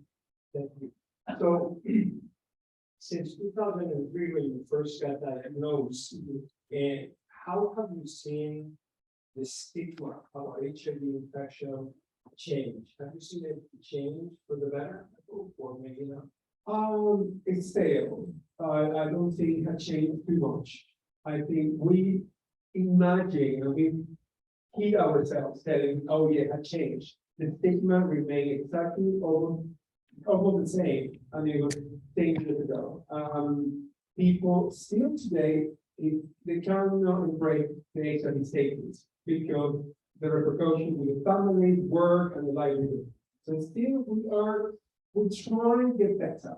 I think we're getting role models now with people who embracing and they empower the HIV community, but there's still a lot of work to do. Me as ambassador of hope, that's what I call myself, self-appointed ambassador of hope, and now global ambassador of hope, is that to empower people to embrace the diagnosis and say, guys, it's a human being, we are human beings. It's not a gay disease. It's a human disease. And that's what I try to bring to the table. Absolutely. I totally agree with that. So I have a question for you, and this is my own curiosity, and probably anyone here could answer that question. But anyway, what I would like to know is your life and your well-being and your mood when you were being under ART. Yeah, and then when you got after you became cured, how did that change? So do you feel the same? Do you feel better? How did ART affect your day-to-day life? I think ART changed because I was changing medication in a very regular basis. So complication, side effect, and the changes through the treatment I have, because when we have cancer. Okay, perfect. So when you have cancer, so you have to, endure deeper treatment. So every time when I have deeper I have to embrace the consequences, the side effects. So for me, it was relief when I finished with the HIV medication, because I have to stop the side effect of the treatment, but I have to endure more medication, more treatment for that as it was back. So yeah, I think it was a sign of relief because it was a new charter every time. So it was a new discovery. How my body going to reject it or affect or work with it. So yeah, it was a learning curve. It's a roller coaster, I would say. So tell us a little bit about what you do. You're a professional chef. Yeah, about chef. So when in the last couple of years, I'm having able to work the way I was working before I had cancer. You don't have limitations. Cool. But what I'm trying to embark on now is to be charged my lab chef to embark in people to understand nutrition. About when you have HIV, you have to have certain dieted. What can help your body to help your immune system, and the same way with cancer. So that's what I'm in charge to have a chef, is to kind of work food as a nutrient and go ahead my body. So because in the last couple of years, that's what I'm doing. Kind of learning about food nutrition. Yeah, that's what I'm learning about the year. And I hope to in the future to make a book about it, about recipe. When you combine, because now I'm a transplantee, so I have cancer, I have HIV, so I have to kind of look after myself in that way. And I have to learn what is best for my body. You can be naughty in eating food, but it's about the right diet. That's what as a chef, that's what I want to do. And with the experience, because in the last couple of years, being a chef, trained in college. And then it was very different because as a chef, you want to please the clientele and talk with any restaurant where they were before. But now I'm looking at a different way. What is to replenish myself, how build my immune system, but at the same time tasty and healthy. So that's what I'm doing.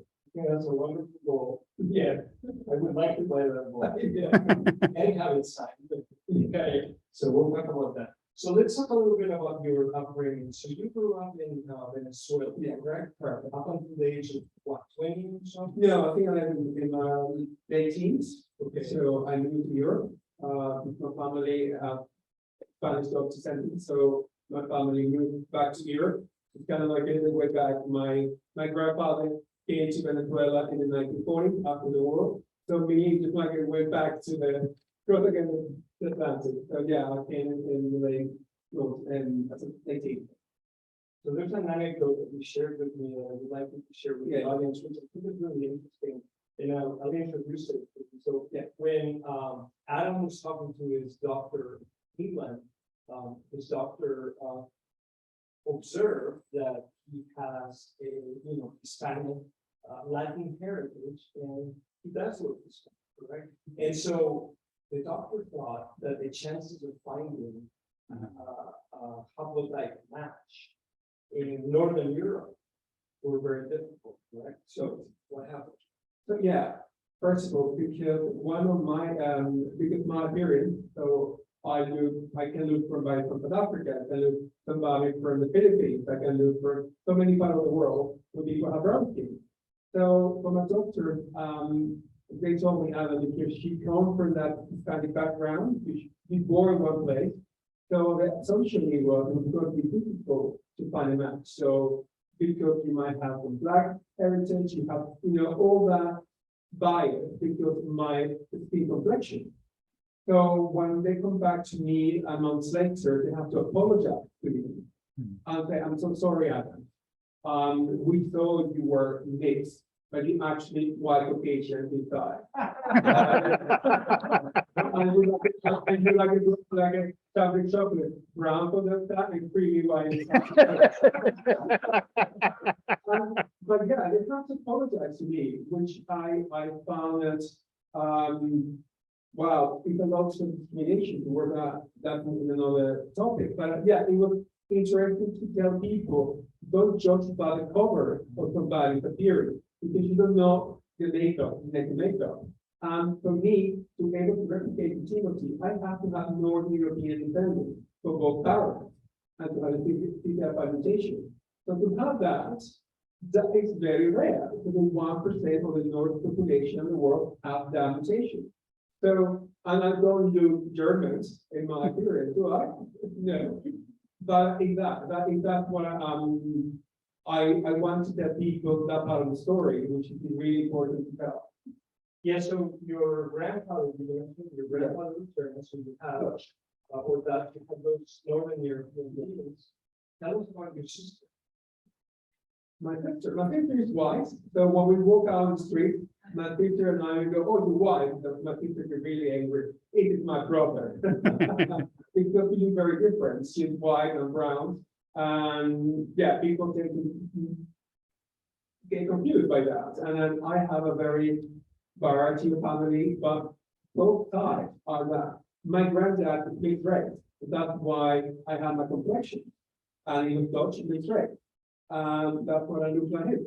I look like him. So I think we're learning that we should not judge people by the way they look. And in fact, our genetic background sometimes can be very uncoupled from the way we look. And it's because the genes that encode our appearance are only a small subset of all the genes that we have. And so if I could share one of my own experiences, when I was getting my green card in 1986, and the guys looking at me and said, "Okay, check one of these boxes."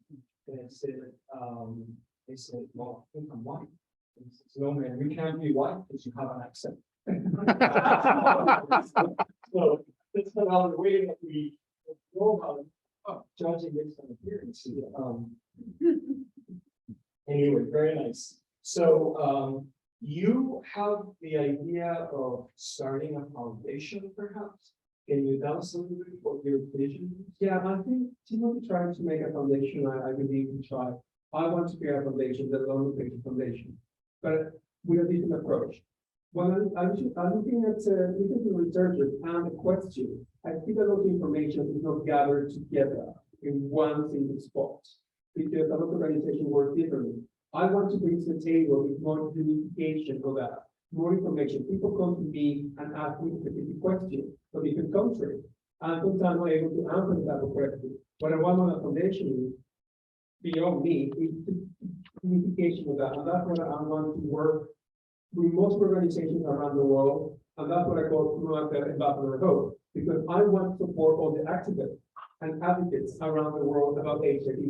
Not only about HIV, I also worry about cancer, because I'm a cancer survivor, I'm a transplantee, I'm a cured cancer, as well about mental health. So when my foundation, I want to that unification, that platform allow all the activists and everybody to come together to there, because what Paul was talking about COVID, and I realized with COVID, we as a human race, we come together to find a vaccine. Why we cannot do that with HIV? Why we are not that united, like we were with COVID? We suddenly the world become one race, one human race looking for one cure or one vaccine. Why we not do that with HIV? That because we think about stigma and discrimination. That's it. Where to ask me how that change. Take a lot of things to work on that.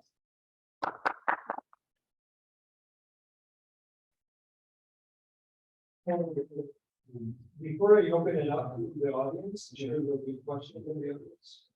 I'd like you to tell us, you've overcome not one but two enormous health challenges that have put you on the brink of death. And very delighted to say that you've overcome it. We're very proud of it.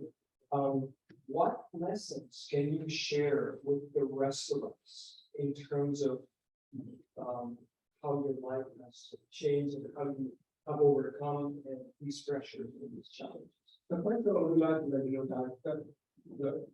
So when I was HIV positive and I found the possibility to have a cure, I felt excited when I was given the opportunity to replicate Timothy right ground.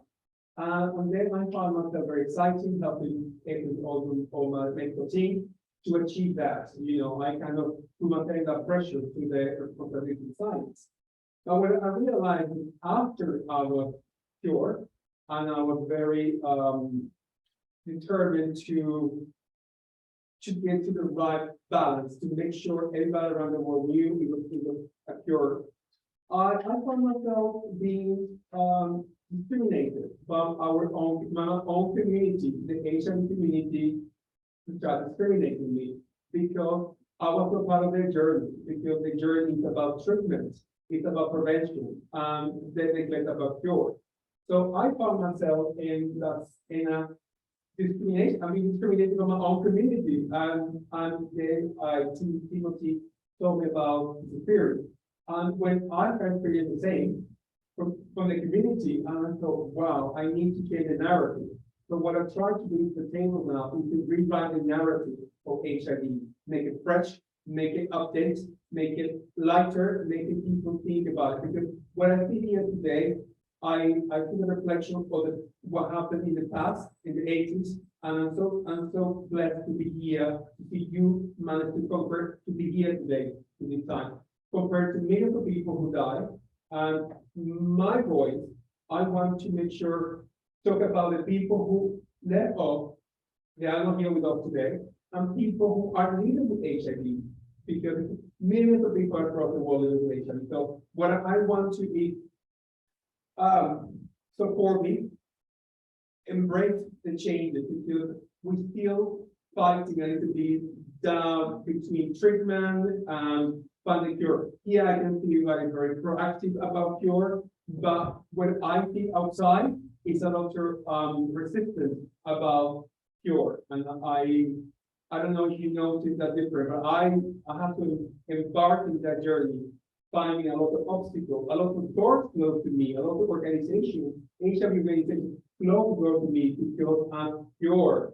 And I could not believe it when they say, oh, Adam, you're part of my journey today, or you're part of our mission. And I was shocked to find out HIV organization, the mission is pure? No, it's about money, it's about treatment, it's about, I couldn't understand it well. So I want to kind of bring that to the table and people to know that happening, because that people are not aware of that situation, and I want to bring that. That's what I'm embarking this journey, and that's what I'm here today. The beginning of the US tour for me, to kind of tell people their reality when I'm breaking and I'm confronted by.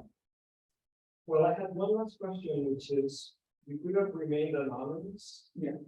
But you decided to reveal your identity. I think it's kind of clear why you did that, but maybe you want to. Yeah, in the beginning, I think I was, the first time when they told me, I said to, oh, wow, I won the lottery, because I realized without health, we are nothing. And people think it's money, yes, money is wonderful, because they be happy, happy, happy, but without your health, you are nothing. When I was given the opportunity and I was pure and I was the transplant work, I felt responsibility to science. I felt responsibility to our community, to give hope, to give hope to people, because I didn't give up my hope. And I want to share that experience with people, which is very difficult. And I have to, that's a one-way ticket.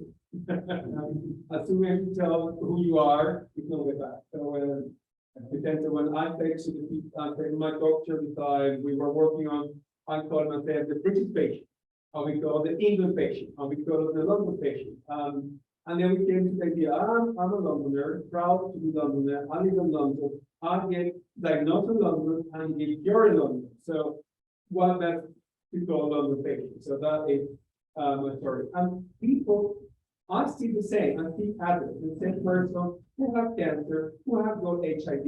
But what happened is people around me have changed the perception, but I feel the same. And I want to say to you guys, I'm always going to be part of our HIV community.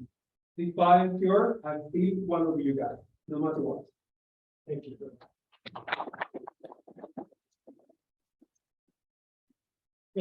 Any questions from the audience? So thank you for everything you're doing. You must be incredibly brave to not only give yourself medically, but to dedicate your life to the HIV crisis.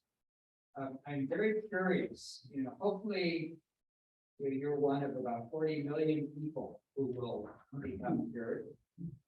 How do you and your doctors think about reinfection?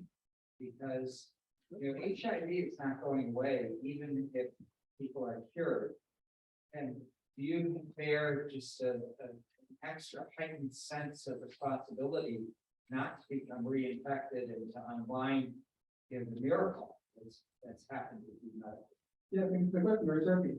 I think we work together. So my Professor Gupta, I'm a part of a medical team. We work together as a team. So it's patient, doctor, but now we are a team. In about reinfection, so I know I am resistant to only one strain of HIV compared to the 9 HIV strains of HIV. So I'm only protected to 8, not to 9. So I know one of them I'm not protected by. So I think that's what I've been told by my doctor. That I'm protected by. And for me, responsibility, I don't want to be infected. I can tell you my story when the first time we wanted to make sure I was cured, I believe 2003 period. I went that diagnosed and that test, waiting for that test confirmation, I was negative. I was back 20 years of my life, just that moment when they tell me I'm positive again. So to experience that, I don't want to go back to that. I think I pro prevention to the cure. And I'm pro PrEP. I can't go to PrEP myself because I support 100% PrEP, but I cannot be in PrEP because I will jeopardize the study because you can mass mine.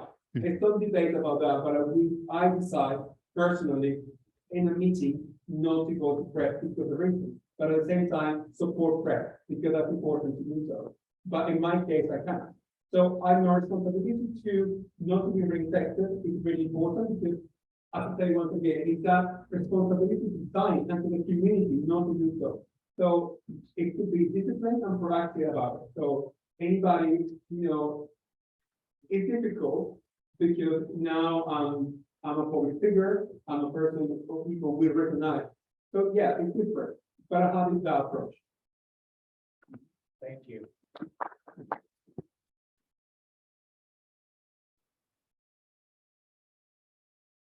Don't be shy, guys.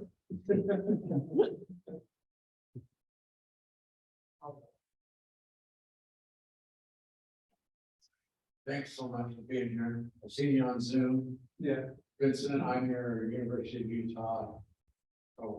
Great to meet you. Your story is amazing. And I get about the stigma part because I even have friends who are like, it's not really true. And that kind of thing. So I can't wait to tell your story when we get home. You're a huge inspiration to me, and that you continue to fight. You could have said I'm not HIV and walk away, but here you are with all of us fighting our fight with us. I really appreciate it.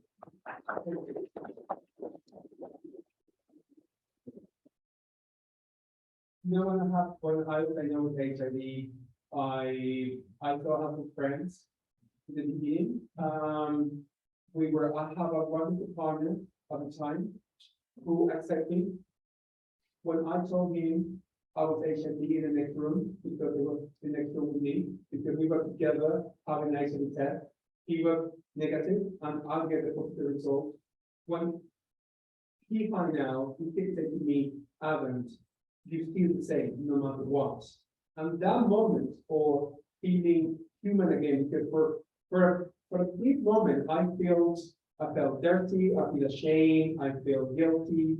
I felt all the emotions in one time. But that moment when my father told me, you still the same, that was a huge change. And a lot of people don't get that from even the family or partners. And then I thought, naively about people will accept me because I'm HIV. And I had a big shock. People were, as soon as I told them I was HIV, people blocked me, people did not want to talk to me, not even touch them. So I realized how the stigma in the early notice it was. But some of them, I took years for me to tell people I was HIV because the stigma. But then I think to myself, I want to be the best life of my life. HIV would not define me. And that's what I did when the cancer came to my life. But yeah, the stigma is a huge part. And I'm fighting to be part of the team, to be part of the HIV community. Because some of the HIV community want to push me away because you get cured, so you can go, you're not part of us. So it's a work in progress.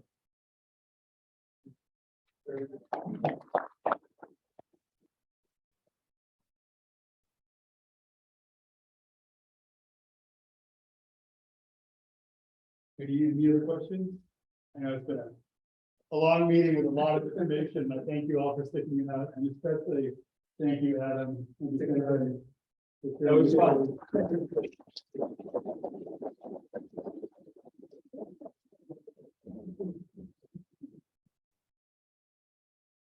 Well, now this is the fun part where we get to go to reception, and know there are people who have questions that couldn't get answered. So please, speak out, there's a researcher, the speaker,